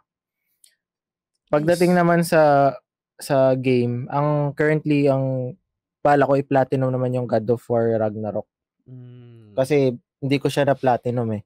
Pero nung nalaro ko kasi yung Valhalla, yung DLC, sobrang ganda. Sabi ko, shit, kailangan ko i-platinum to. Hindi pwedeng hindi. Sobrang ganda nung free nila. Actually, bakit nga nilibre nila yun? Pero sobrang ganda. Worth 2,000 siya na DLC. Ang ganda yung DLC niya. So, yun yung plano ko. Pa-platinum ko yung Ragnarok. God of War Ragnarok. Tapos, sinusundatan ko ng Alpha Sapphire na Pokemon. Palette Cleanser. Tapos, kasi January pa lang naman, di ba? So, chill-chill lang muna ngayon kasi next month medyo mabigat yung mga game releases natin eh. Kaya, yun. So, sa ngayon, yun. God of War Ragnarok lang and then Pokemon Alpha Sapphire. Yan. Nice. Ikaw, Duckbird, meron ka bang mga binili? Ano yung mga games na balak mong i-run this month? So, buti sila wala nabili. Ako yata yung madami nabili. Una, nag-pre-order ako nung Unicorn Overlord na game siya by Vanillaware. So, ang release yata nito, kailan pa ba release nito? October? Ay, hindi. March. March siya mare-release. So, yan. Nalaro siya. Strategy RPG siya. JRPG na basta mukhang masaya. Parang Fire Emblem. Parang mga ganun yung style niya. Nice. Tapos yung isa. Dami yata. Hindi, dalawa lang naman. Pero matagal kasi tapusin eh. Kaya yun yung problema ko. JRPG din. Kasi puro ganyan nalaro ko. Ayan, kita nyo siguro. It's time, pare. Nice. Ayan, Octopath Traveler 2 yung isa. It's time. Nice one.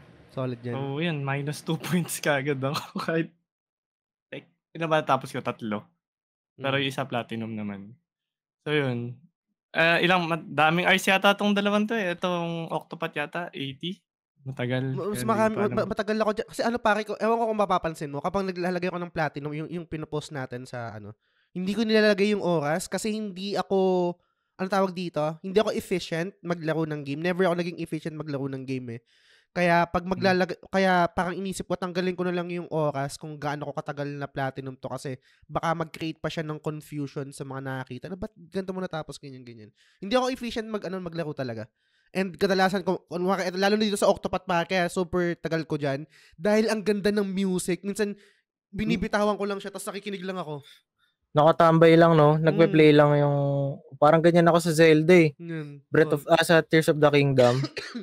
Ganun. Kaya hindi ganda nga ng music ng Octopath 2, kahit di ko nalaro yung 1. Yun nga yung nag-hook sa akin, yung music talaga eh. Ang tindi nga nung battle music niya. Solid. Pero alam ko same composer siya dun sa Grand Blue pala. Siya rin? Nakalimutan ko yung pangalan niya, pero oo. Siya daw yung nag-compose, kaya ma-action yung tunog. So, ayan, yan lang yung dalawa. Pero hindi ko alam kung matatapos ko yan. Yung backlog pa rin muna yung target talaga. Anong i-run mo? Anong balak mong unang i-run ngayong month? Ngayon, so tinutuloy ko pa rin naman yung Pokemon Black 2, tapos yung mga DLC ng Pokemon na tawag dito, yung Violet. Tapos plano ko after Black 2 kasi, itutuloy ko na rin yung ibang Pokemon pa kasi mag-shutdown nga yung online services daw nung 3D nung Nintendo sa mga lumang consoles nila. Kaya by March yun, alam ko. By March. Kaya bumili na rin ako ng Pokemon Home sa hindi naman kasama sa bundle yun. Dami ko palang binili. Pero yun, subscription, kasi siya. Subscription service siya na doon mo mailipat lahat ng Pokemons mo from other games. Tapos doon mo mapagsasama-sama. Natutuwa kasi yung i-catch them all. Kaya maganda siyang tingnan doon. So yun, pagkatapos nun, baka Pokemon Legends Arceus, tapos yung Sword, ay yung Pokemon Sword and Shield na laruin ko sa Switch. Saka tapos, kasi puro handheld yun pag nasa labas ko nilalaro. Baka tuloy ko na rin yung Armored Core kasi matagal ko na rin hindi pa natatapos. Hindi mo natapos yun? Parang isang beses nakita pa kita nun, ba nanonood pa ako sa stream mo? Parang nag-stream ka pa. Oh, doon ako na, yun lang yung only time na nilaro ko siya. Yun nakapanood ka. After na di mo na. Tinigil ko siya. Oo. First run ko pa yun doon, tapos hindi ko na tinuloy-tuloy. Sana matuloy ko din. Question sa Grand Blue. Pwede yung laruin kahit hindi ka familiar dun sa series. Kasi parang ang ganda ng gameplay niya. Parang ganda, no? Ang ganda ang ganda ng gameplay. Parang weeb shit na para sa akin, feeling ko. Gusto ko nga maging weeb shit para lang dun Ako pwede. Kasi ako din man, di din man ako familiar. Kasi siya, gacha game siya originally. Yung Grand Blue. Tapos sa Japan lang siya ni-release. Kaya wala talaga tayong alam dun sa games na yun. So, yung Grand Blue Relink, talaga siya, bago siya. Meron siyang fighting game pero hindi din pwede sa newcomers. Pinag-iisipan ko kung saan ko gagamitin yung yung lifeline ko, kung doon sa Grand Blue or doon sa tawag dito, yung Like a Dragon. Kaso doon sa Like a Dragon kasi, hindi ko pa nalalaro yung una, yung tawag dito, 'di ba may una yon? Yung turn-based na Like a Dragon. Tapos itong Infinite Wealth, right? Ito yung parating din ngayong January. So, parang gusto ko din Tanginang yan. Pero, baka kukontrolin ko na lang din muna. Baka sige, Grand Blue na lang muna ako. Kasi, baka may mamiss ako na na context kapag nag-jump kagad ako dito sa Infinite Wealth. Ganun lang gagawin ko. Grand Blue na lang. Doon ko na lang gagamitin yung points ko. Tapos, maghahapit na lang ako. Kasi yung persona, ako kasi ngayon kasi ang niraran ko, itong final bar, nakaka-addict siya, guys. I mean, hindi ko naman sa inyo i-hard sell yung game na to kasi parang piling tao lang yung magkakagusto nito. Rhythm game kasi talaga siya, guys. Tapos kung fan kayo ng Final Fantasy, syempre may enjoy yung music ng Final Fantasy. Gusto ko din yan. May game ako na ganyan, pero Kingdom Hearts naman. Melody of Memories. Parang rhythm game din siya.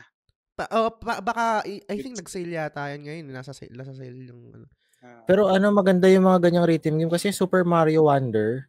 Habang naglalaro ako, napapaganon ako Kasi may ganyan din na, may rhythm din si Super Mario Wonder. So sabi ko, tsaka yung Patapon, di ba alam niyo yung Patapon sa PSP? Patapon. Di ba? Maganda rin yun. So, underrated yung mga ganyan dyan, pero maganda siya, enjoy siya. Totoo. Tsaka, ito rin yung game na, paano ba explain to? Ang hirap i-articulate. Yung, anong tawag doon yung sa game na, The Last na lang? May ganong game The Last game na lang. Hanggang tuloy-tuloy ka parang casual game.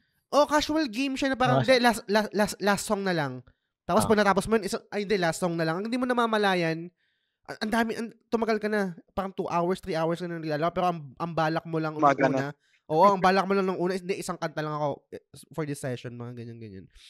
And nung pala, hindi ko rin nakalimutan ko kayong banggitin, kwento ko na lang din. So, nung pinlatinum ko yung Lies of P, 3 ending kasi siya, di ba, kadalasan ganun yung sa mga FromSoft. Isa sa mga hate ko na platinum is yung may multiple endings. Pero syempre, pwede ka naman mag-save scam. Kailangan mo nga lang ng PS Plus. So, hindi ako naka PS Plus. Nag-subscribe ako sa PS Plus para doon sa cloud save para ma-platinum ko yung Lies of P na hindi na ako mag-third run or third ending to playthroughs lang para ma-platinum ko. And then, nung pagkakuha ko, syempre wala na akong gagawin. Parang sayang naman to. Sayang naman yung 1 month para lang dito, right? Putang ina. Ito rin yung umubos ng oras ko na hindi naman pasok dito sa ginagawa natin. Yung Power Wash Simulator, pare. Nakaka-addict rin siya. Di ko alam kung naglalaro kayo nun. Yung Power Wash Simulator, maglilinis ka lang. Yung mga dumi. For some reason, nakaka-addict siya, guys. Nakaka-addict. Satisfying. Satisfying na parang from pagiging madumi, kunwari yung kotse madumi siya, tapos parang makikita mo na nalilinis mo siya. May something na ginagawa yung game sa utak ko na ang sarap ng feeling yun. Hindi ko na rin namamalayan na 3 hours na ako naglalaro. Ganun. So, sana matigil ko siya kasi, I mean, pwede ko naman siyang laro as a casual, right? And yung isa pa, na iniisip ko na i-run rin na hindi ko isasama syempre sa listahan natin is yung yung libre sa PS Plus na Nobody Saves the World kasi maganda daw yun. Magandang game daw yun eh. And, sayang kasi yung PS Plus yung 1 month kung hindi ko siya i-maximize kung ginamit ko lang siya para sa cloud saving. Ayoko na kasi mag-subscribe sa PS Plus. Nasasayangan ako na hindi ko na ma-maximize yung yung mga games na ina-offer, yung games na available, etc. Kasi kung merong PS Plus na para lang sa cloud saving, yun lang kukunin ko eh. Yun lang naman yung importante sa akin yung para secured yung save file ko. Kupal kasi yung yung PS5, bawal na yung sa USB. 'Di ba? Parang yung bawal na. Hindi na siya pwede. Anyway, pwede ba mag-share dun sa mo?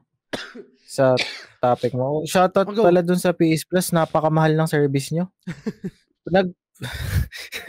Nag-PS Plus ako ulit sa Hong Kong region. Kasi 'di ba nakapag-PS Plus na ako sa ibang region, yung nag-1,000 lang yung dahil sa Diablo 4, kasi nga online shit siya, putik yan, kailangan ko mag-subscribe ng PS Plus na naman.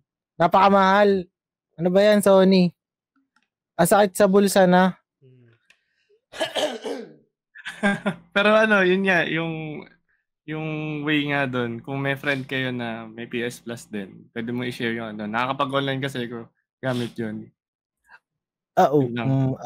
Ibig sabihin kung wala akong PS Plus tapos siya meron siyang PS Plus, makapag-online din kaya ako. Oo, kagana. Kaya ang hindi lang kagana, Duckbird, di ba yung cloud saving? Pero yung online save, features. Wala akong cloud save lang. Yun lang. So, mangyayari pwedeng, halimbawa, kayong 4 maghahati sa isang PS Plus subscription, ganun? Hindi na pwede yun. Sobra na yun. Ang maximum lang talaga dapat isa. Kasi parang niloloko mo yung Sony na ito yung main PlayStation ko, tapos yung isa naka-login lang dun sa sa tunay na PlayStation niya. Ganun yung nangyayari. So yun lang yun, para makapag-online ka din. Ayun, so ano pa ba? Yung Persona 5 Royal, gaya ng sabi mo kanina, Grim, yun din yung balak kong i-run for this month kasi yun yung gusto kong gawing entry sa Battle of the Backlog sa PlayStation Trophy Hunters Philippines. Tapos, gusto ko na rin i-run yung Celeste. I'm not sure kung familiar kayo doon. Isa rin sa mga highly regarded na indie game. Ang ganda rin ng music na ito. Si Lena Raine yung may gawa. I think nanalo siya ng Best Indie Game noong 2018, kung di ako nagkakamali. Tapos, ano pa ba? Yun nga, yung Grand Blue. This January yata yun, no? Lalabas na siya. Hindi ako nagkakamali. Parang Feb 1. Feb 1? Feb 1. Okay, Feb 1 pala. Okay. Pwede pa. So, yun yung plano ko, and sana matapos ko na tong Final Fantasy na Final Barline and ma-platinum ko rin. And yun pa pala, sorry, hindi ko siya nabanggit, guys. Hindi ko siya nasama dun sa listahan ko, pero I think pasok pa rin siya kasi backlog pa rin naman siya at binili ko pa rin naman siya. Yung Final Fantasy 16. Backlog ko siya as DLC tsaka Platinum. Hindi ko pa siya napa-Platinum eh. So, pa-Platinum ko siya para dagdag rin sa points. So, yun. Ano pa ba? Meron pa ba kayong Meron pa kayong naiisip na Wait lang ah. Hello? Shopee pa. Sige. Baba po ako. Okay. Wait lang ah. Video game yan. Laro yan. Data bits. Usap lang muna kayo dyan. Hindi game yun, guys, ha? Hindi game yung sa Shopee ko. Ano yun? Pagkain nyo ng pusa. So, I think maganda i-clarify natin yung point system again, right? Para magkaroon tayo ng ng clarity. Tawag dito. So, again, kapag nagtapos ng base game, 0.5.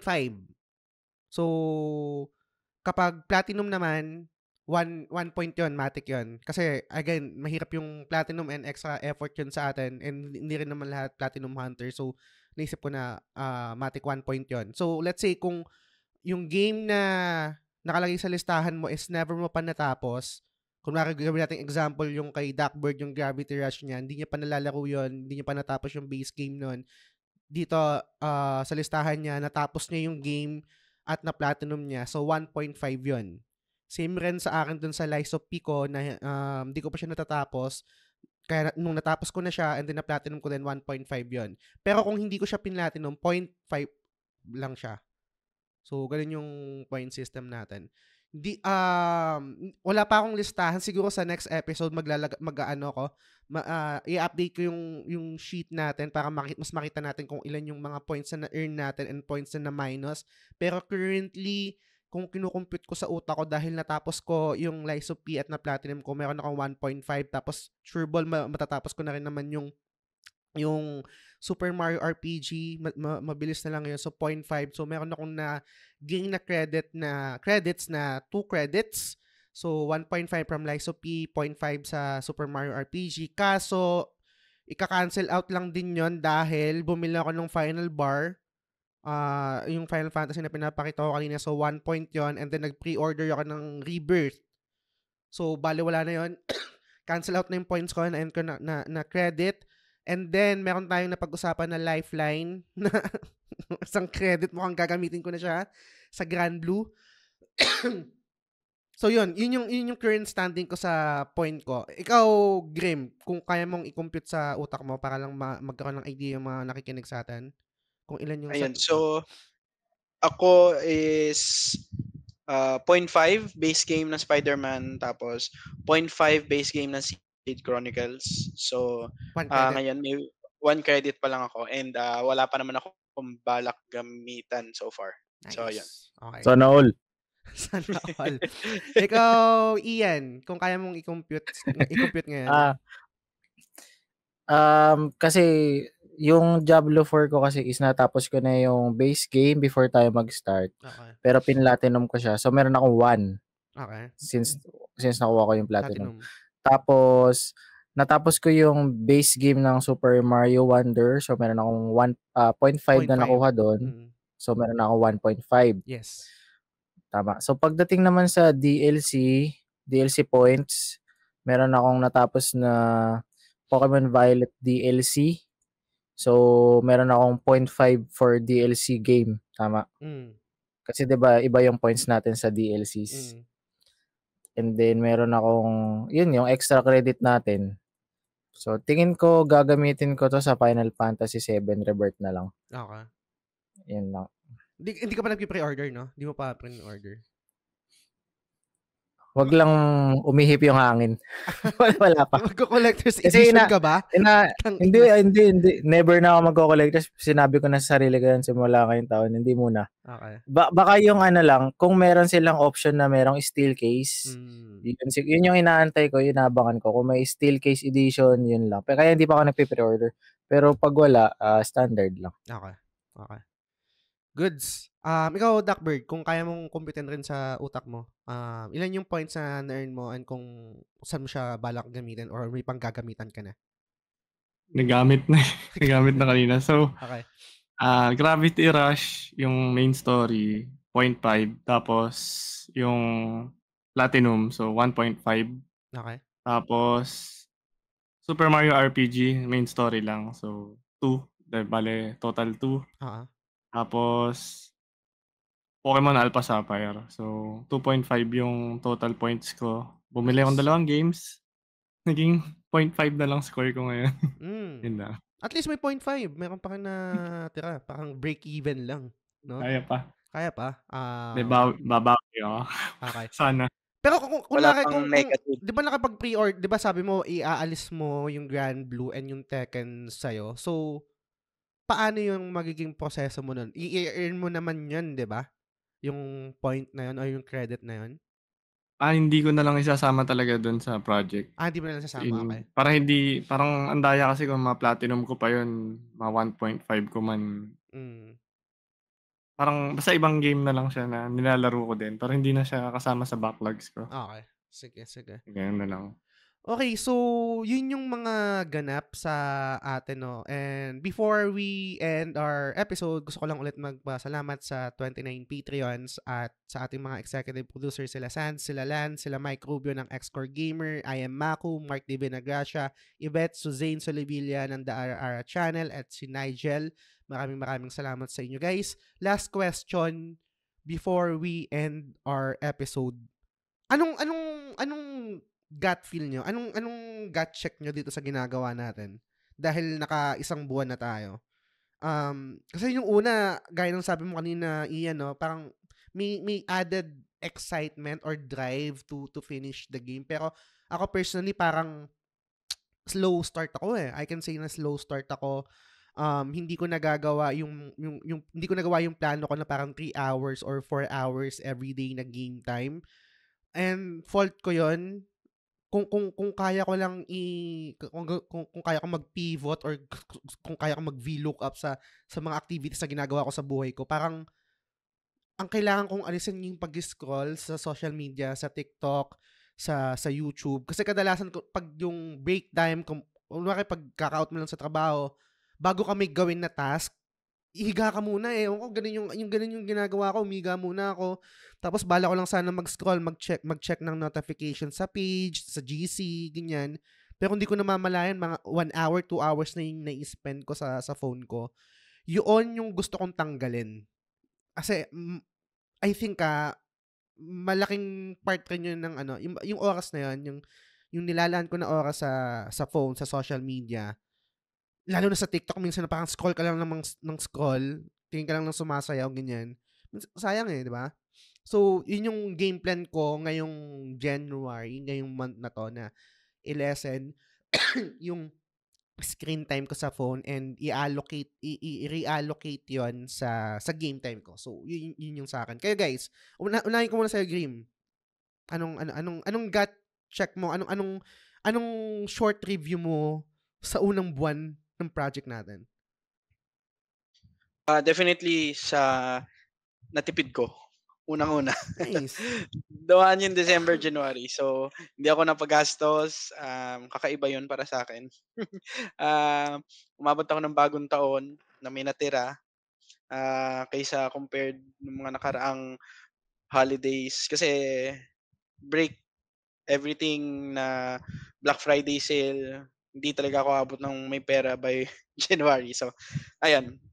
Okay sa akin yon. Definitely maganda na nasimulan natin yung project na to, Ubos Backlog, kasi nako-control and simula pa naman yun yung goal natin talaga, di ba? Magkaroon ng maayos natin yung habit natin sa spending on games na hindi naman natin kailangan, nabubudol nga lang. So, yun. And so far naman, I feel na kinakaya naman, although not at the pace na gusto ko din. Kasi after work, ang goal ko nga din dapat doon at least spend 2 hours or yun nga, 2 to 3 hours. Pero syempre, dumadaan buhay, hindi naman na gagawa na kukonsume mo talaga yung 2 hours, 2 to 3 hours a day playing games. Pero hopefully, ang goal ko for January is at least in a week, every week is makapag 6 hours ako, 10 hours. And I think enough na naman yun for a month to complete a game.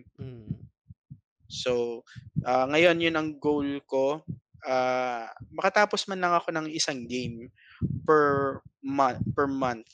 No? Kahit indie. Pero hindi ko siya ina-expect sa mga super lengthy games. Kasi yung iba nga, tinatapos ko lang for the sake of the backlog, yung project. Pero pagdating naman ng mga, syempre, yung mga most awaited games ko is for sure, uupuan ko yan and mag-ubos talaga ako ng oras. So, yeah. Nice. Ikaw, Ian, anong short review mo sa unang buwan natin at anong, kung meron ka mang game plan? Isopagus. Hindi, yung sinabi mo kanina, yung kaka-TikTok. Oo nga, totoo yun, no? Nauubos yung oras mo kaka-scroll. Pero, Anyway, iniiwasan ko na din yun. Tsaka, napansin ko ngayon, mas na-appreciate ko yung mga games na nasa harap ko. Para kang bumalik sa pagkabata mo na limited lang yung games mo na kailangan mo silang ubusin bago ka magpabili sa mama mo or sa papa mo, diba?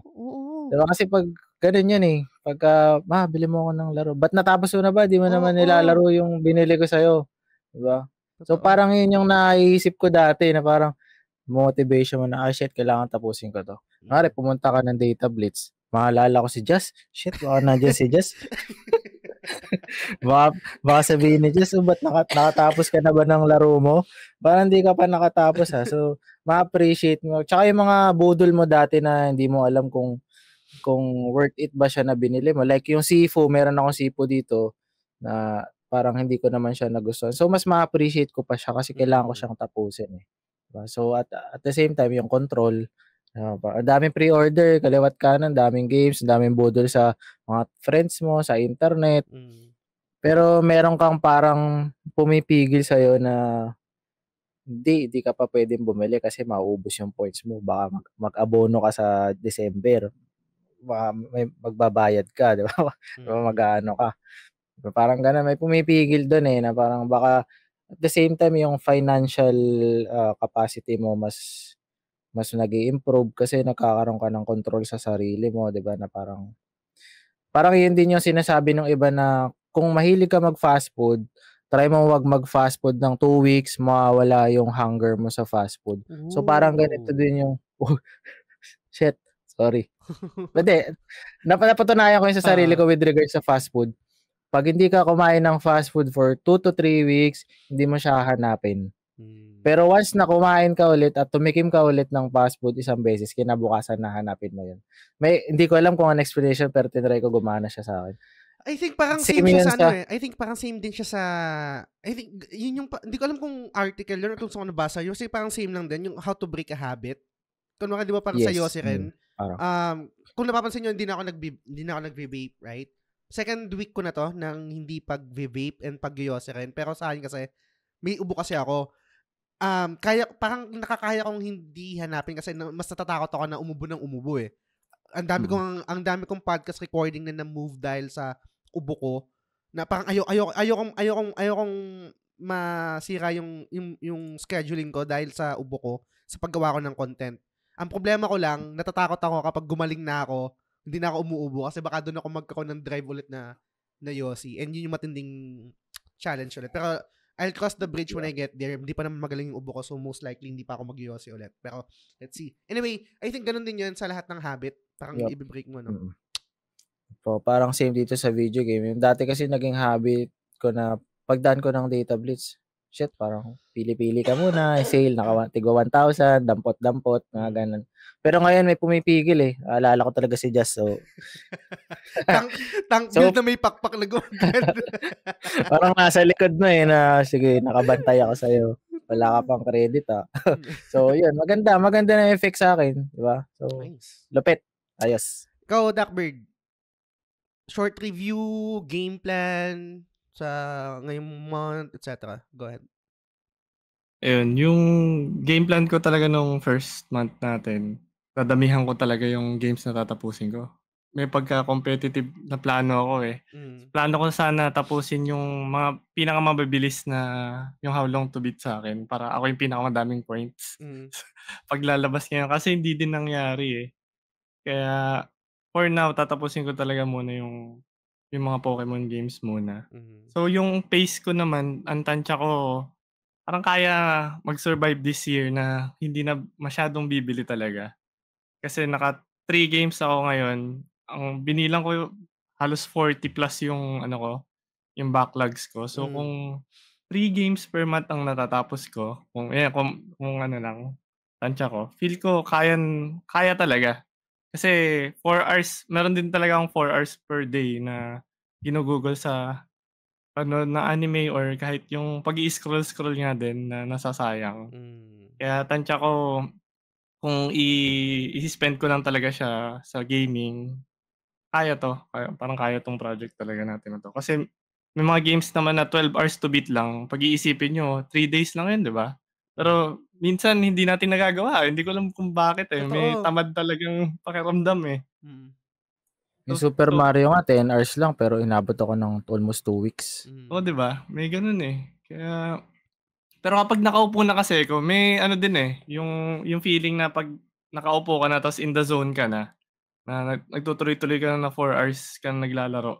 Hindi mo na din napapansin baka sumusobra ka na. May gigil eh. Tsaka nakakatuwa nga din tong ano natin, yung project natin na to. So, nakakagana maglaro. Ang idagdag ko lang dyan, Duckburg, kasi sabi mo parang kaya lang makasurvive, right? Kahit dun sa pacing natin, kumbaga parang kayang i-survive rin yung needs natin when it comes to buying new games, right? Kasi may natatapos naman tayo. May na-earn tayo na credits. I think magbabago lang to kapag nasa kalagitnaan na tayo, patapos na tayo. Kasi meron pa tayong meta game na kung sino yung mas matitirang maraming credits, yun yung panalo, right? So, kung ang goal lang natin is makasurvive, kaya naman talaga makasurvive, right? Pero kung itatali na natin yung kung ilan yung points na matitira after 1 year, I think mag-a-add siya ng another layer kung paano natin itatakil doon, kung magiging competitive ba tayo na gusto natin manalo or kung anong trip natin, right? Hindi ko alam eh. Sa tingin niyo ba? Ikaw, Duckbird. Feel ko magbabago na nga rin yung tono natin. Ngayon, ano pa tayo eh, parang happy pa tayo, nag-i-start pa lang. Chill baka pagtagal-tagal may mga sumusuko na or nababad trip na sa nilalaro nila. We'll see pa. Tsaka yun pa pala, sorry, dumadaldal ako. Sorry to cut off again, Duckbird. Kasi ngayon, dun sa list ko, pinipili ko yung gusto ko din laruin eh. Kaso meron kasi ako dito sa backlog ko na ayoko eh. Kung ito Kingdom Hearts, ayoko nang balikan to eh. Pero backlog ko tong Kingdom Hearts na to. Yung Kingdom Hearts Rechain Memories, Kingdom Hearts Birth by Sleep, ganyan-ganyan. Ano pa ba? Yung Tales of Hearts Tale of Hearts R sa Vita. Kasi nilaro ko tong Tales na to, parang hindi ko siya masyadong enjoy eh. Pero kailangan ko siyang balikan din. May mga games dito na parang feeling ko hindi ako magiging ganun ka-enthusiastic compared dun sa mga una kong nilalaro. Itong Lies of P, Super Mario RPG, Baldur's Gate. Yan, excited ako eh. Pero pag kunwari Tales of Arise, I'm not sure, pero let's see. I'm gonna cross the bridge when I get there. Tingnan ko na lang kung ano. Baka dun na-foresee ko kasi na baka dun na ako magkaroon ng feeling ng burnout kapag nandun na ako sa backlogs ko na talagang wala sa priority ko, na feeling ko hindi ako mag-enjoy. For sure, meron din kayo sa mga list nyo na ganyan eh. Madami. Kaya ko nga dun parang magiging parang roadblock game siya na yun lang yung nilalaro mo tapos umay ka na. Ganun yung feeling. Pero ako kasi as a gamer din, pag naglalaro ako ng game, dun lang talaga ako nakafocus. Kaya baka, ewan ko kung tip na lang din siguro sa inyo. Kung baka makatulong, maglaro din kayo ng ibang game as sinaside nyo na lang yung ayaw nyo na game na binabawas-bawasan nyo na ng oras. Kasi ganun yung nagagawa ko ngayon dahil may handheld niya tapos may main na console. Para paunti-unti pa rin nababawasan kahit di mo na trip. Habang tumatay ka, switch ka muna, ganun. Di ba yung parang yung black nga doon nalaro niya Pokemon Black. Di ba na, ito Duckbird and share ko lang din kasi baka hindi ko familiar. Trending ngayon sa GC namin yung Vampire Survivor ba yan? Tama ba?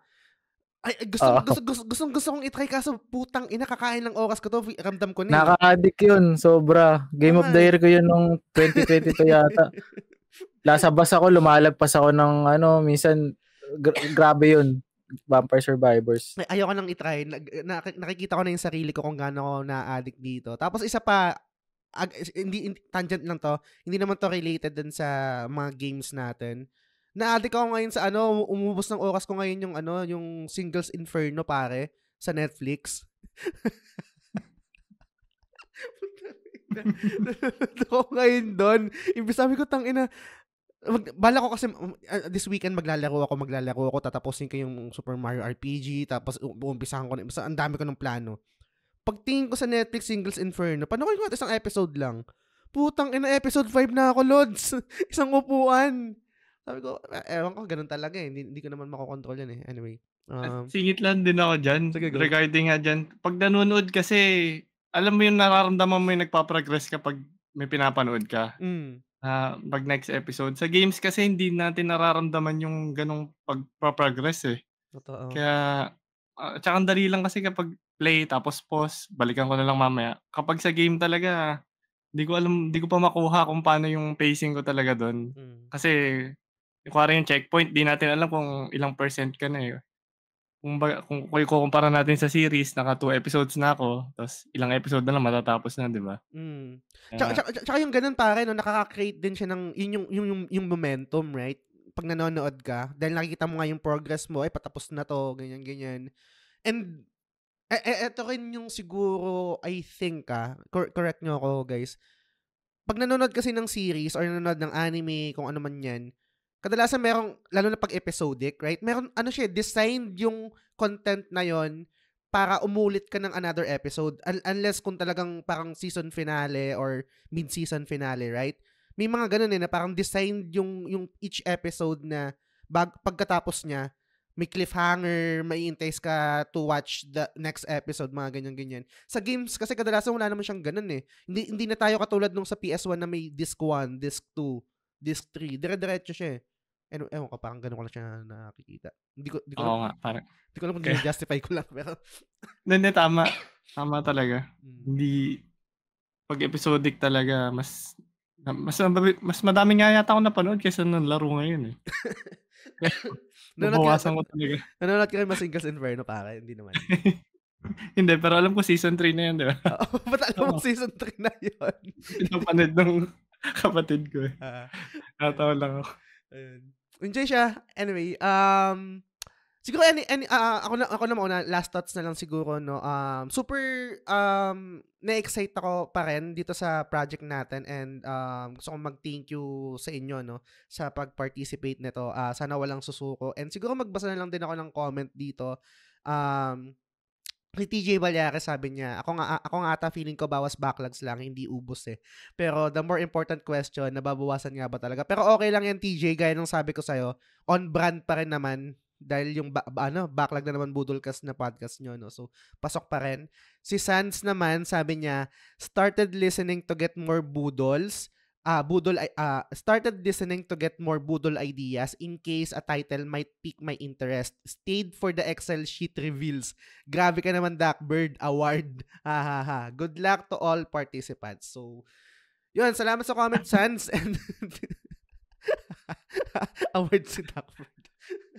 Sa sheet lang eh. Hindi, babawi sa game. Babawi sa game, no? Pero, yun.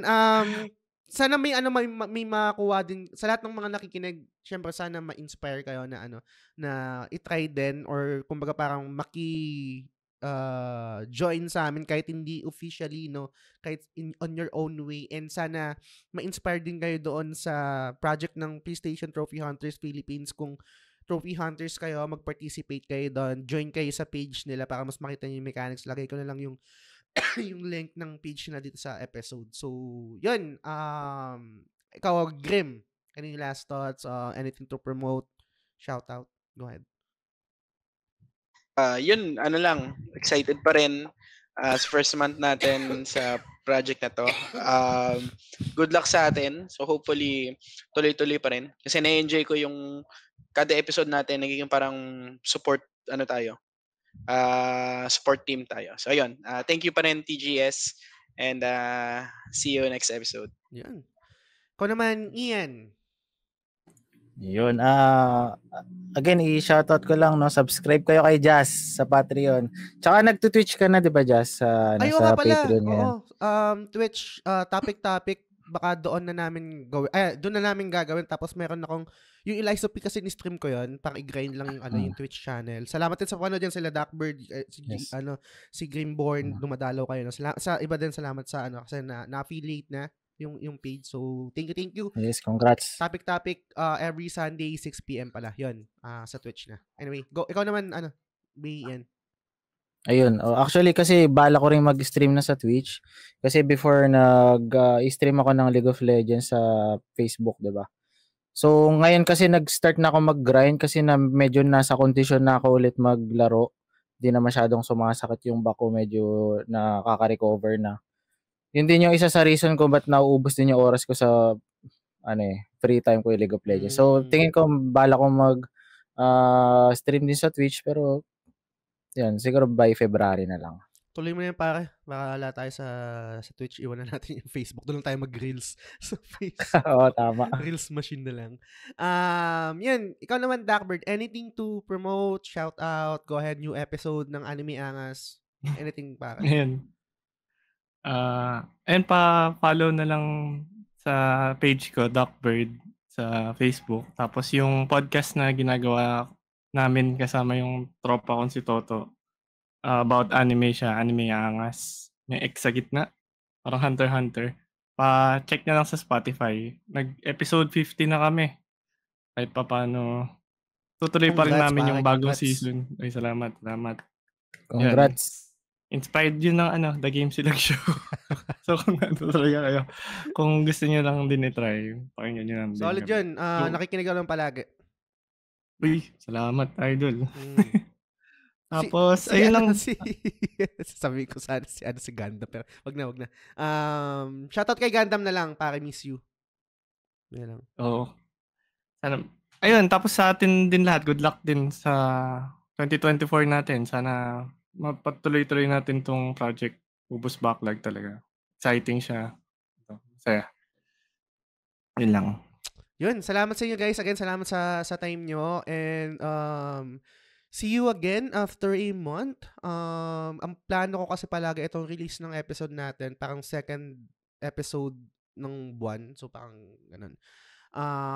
Excited kung anong mga magaganap. Alam ko malito, no? Alam ko malito. Pero last na, looking forward ako doon sa mga challenges.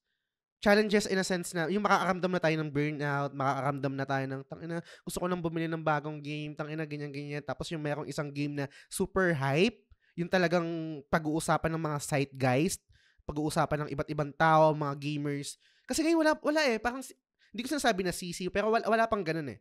So looking forward ako doon kasi yun yung parang feeling ko magbi-break sa atin kung anong gagawin natin. So looking forward ako doon. Yung first quarter, stacked yan ng games. Kaya, good luck talaga sa atin. Sa Feb, yan. No, yan talaga. Ayan, let's see. So yan, kayo din guys, salamat sa lahat ng mga nakikinig. Again, kung gusto nyo supportahan yung ginagawa naming content, punta kayo sa patreon.com/thegamesilugshow. Thank you sa lahat ng nakasubscribe currently, sa mga executive producers, thank you. And sa lahat ng nakikinig, kahit free, okay din yung salamat din sa pakikinig. Maraming salamat, hindi mag-exist ng show kung hindi dahil sa inyo. Last na request, sorry, may 98 na, tawag dito? Yung rate sa Spotify. Gawin nyo ng 100 yun kung di pa kayo nag-rate para maging 100 na. Malaking tulong yun para sa visibility ng show.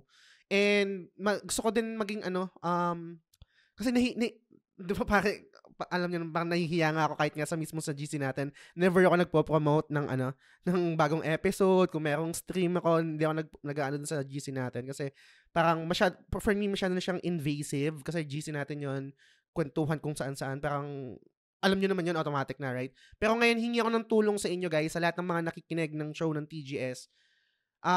Napaka-powerful ng word of mouth. Kahit hindi nyo na i-share, or kung gusto nyo i-share nyo, i-Instagram stories nyo, etc. Pero, kung meron kayong kaibigan na may hilig din sa games, try nyo lang parang i-recommend nyo lang yung show. Napakalaking tulong nun, yung sa ganong bagay, no?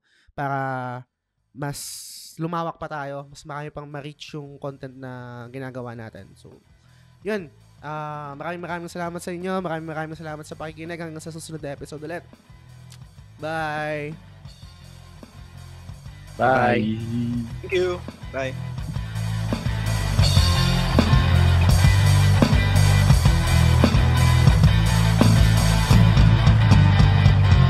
The Game Silog Show is fan-supported at patreon.com/thegamesilugshow. The following names are current supporters and I'm eternally grateful for your kindness, support, and generosity. Sands, Lance, Mike Rubio ng X-Core Gamer, I Am Maku, Mark Divina Gracia, Yvette Solivilla ng The Ara Ara Channel, Nigel Cavs, Arnel Pableo, TJ Balyares ng Backlog na naman Budolcast, Big Chungus, Ray Anthony Rivera, Benson Santa Ana, Kuya Benny, Bernard James Cruz, Jacob Francisco, Selbs, Frederick Soriano ng Late na Gamer, Mar Valencia, Bay Ian ng Master RCB, Tess Macalanda, Macy Tang Balyares ng Casual Gamer vs. The World, Hey Kiko, Leo Cavite, Luigi Tumulak, Shalene Rivera, Edgy Weeb, RD Casimiro, Mark Paha, and Joshua Kanke. Maraming salamat sa inyo guys.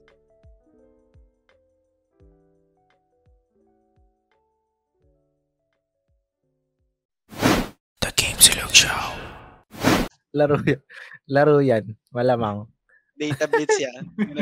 Ay, meron pa nga pala akong isang backlog na points. Anong points? Hindi, si Jess. Siya nga. Ano yan, na sa Shopee yan. Na 3 months to pay. 30% pay later. Pay later yan. Kasi hindi mo naman makokontrol yung sarili mo pag pinautang ka ng Shopee. Nasubukan nyo na ba mag-pre-order sa Shopee? Sa mga gaya ng Pixel Play, tsaka mga Gameline? May options sila na ganun eh. Okay naman ang pre-order sa kanila. Okay naman siya. Madalas same day ng release niya ibibigay sa inyo. Yun yung naka-pre-order sa akin ngayon eh. Delivery siya. So, i-deliver pa rin siya. De-deliver sa'yo. At tapos yung payment, ano ba siya? Pag nag-pre-order ka, full price na ang babayaran mo? Yung sa akin, full price ko na kasi dahil yung depende sa ano pala. Yung 30%. Depende dun sa seller. Kasi yung iba, pre-order, down payment, ganun. Pero yung kadalasan, like Game 1 tsaka Game Line, parang full price na yun. Yung nila. Pero kadalasan talaga, on the day itself, pinapadala nila ng release. Kaya sulit na rin, di mo na kailangan pumunta sa physical store. Tsaka malaki discount kasi may voucher. Yun nga lang, yung ibang condition kasi nung voucher, may minimum amount. Kailangan ma-reach mo yung 4,000, 5,000, ganyan. Dalawang game bibilin mo. Hindi mo alam kung makatipid ka o mapapamahal.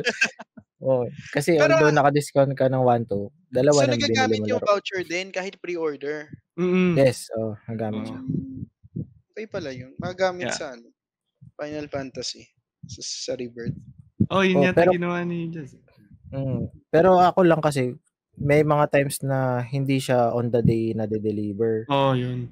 May mga cases na gano'n. So, kung yung game na ipi-pre-order mo is super hype ka, gusto mo malaro ng day 1, yun yung risk So, yun yung risk niya na baka tamarin yung driver, yung rider, kasi si Shopee pa rin ang mag-ano nun eh. Hindi mo makuha ng day 1. Kasi may mga kasama kami sa GC na matagal dumating yung delivery nila. Siguro mga after 1 week, after 2 days, ganun. Depende. Pero sure naman na dadating. Yun lang. Dadating na. Late lang na.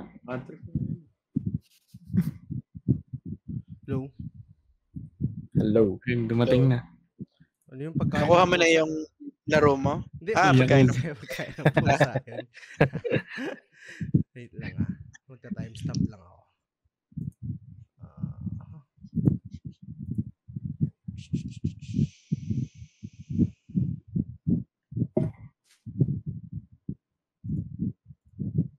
May tatanong din pala ako sa points mamaya. Sige.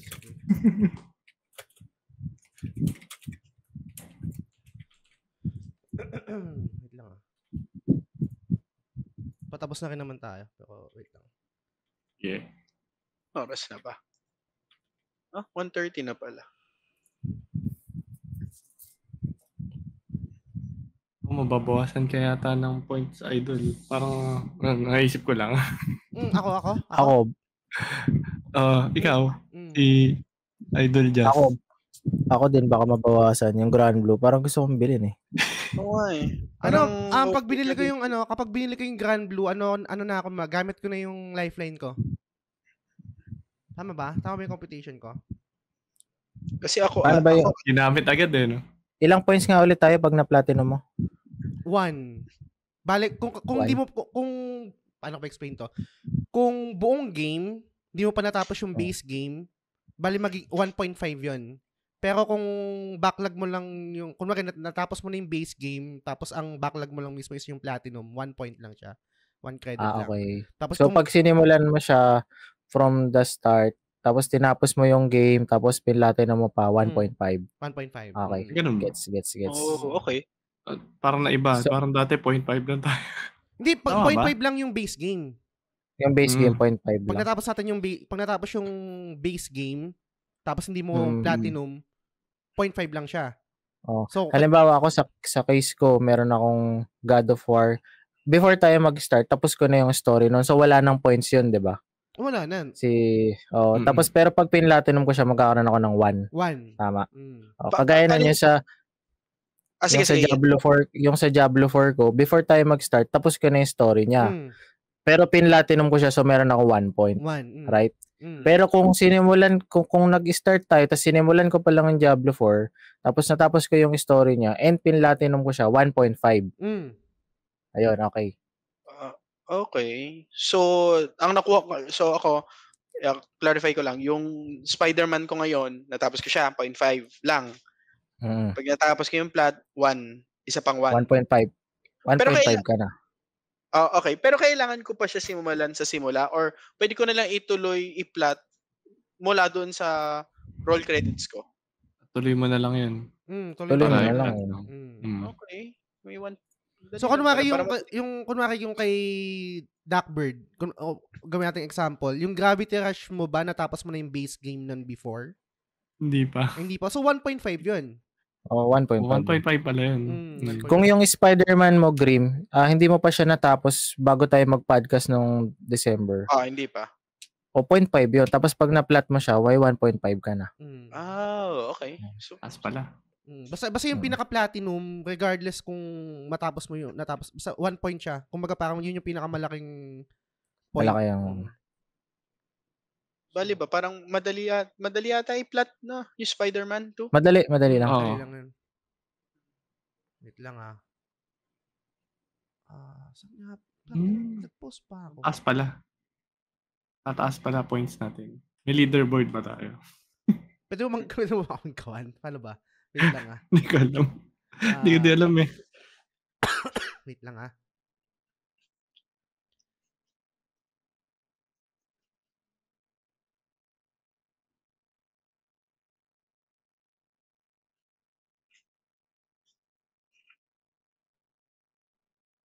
Okay. Game na tayo. Recording na ulit, no? Okay. 3, 2, 1.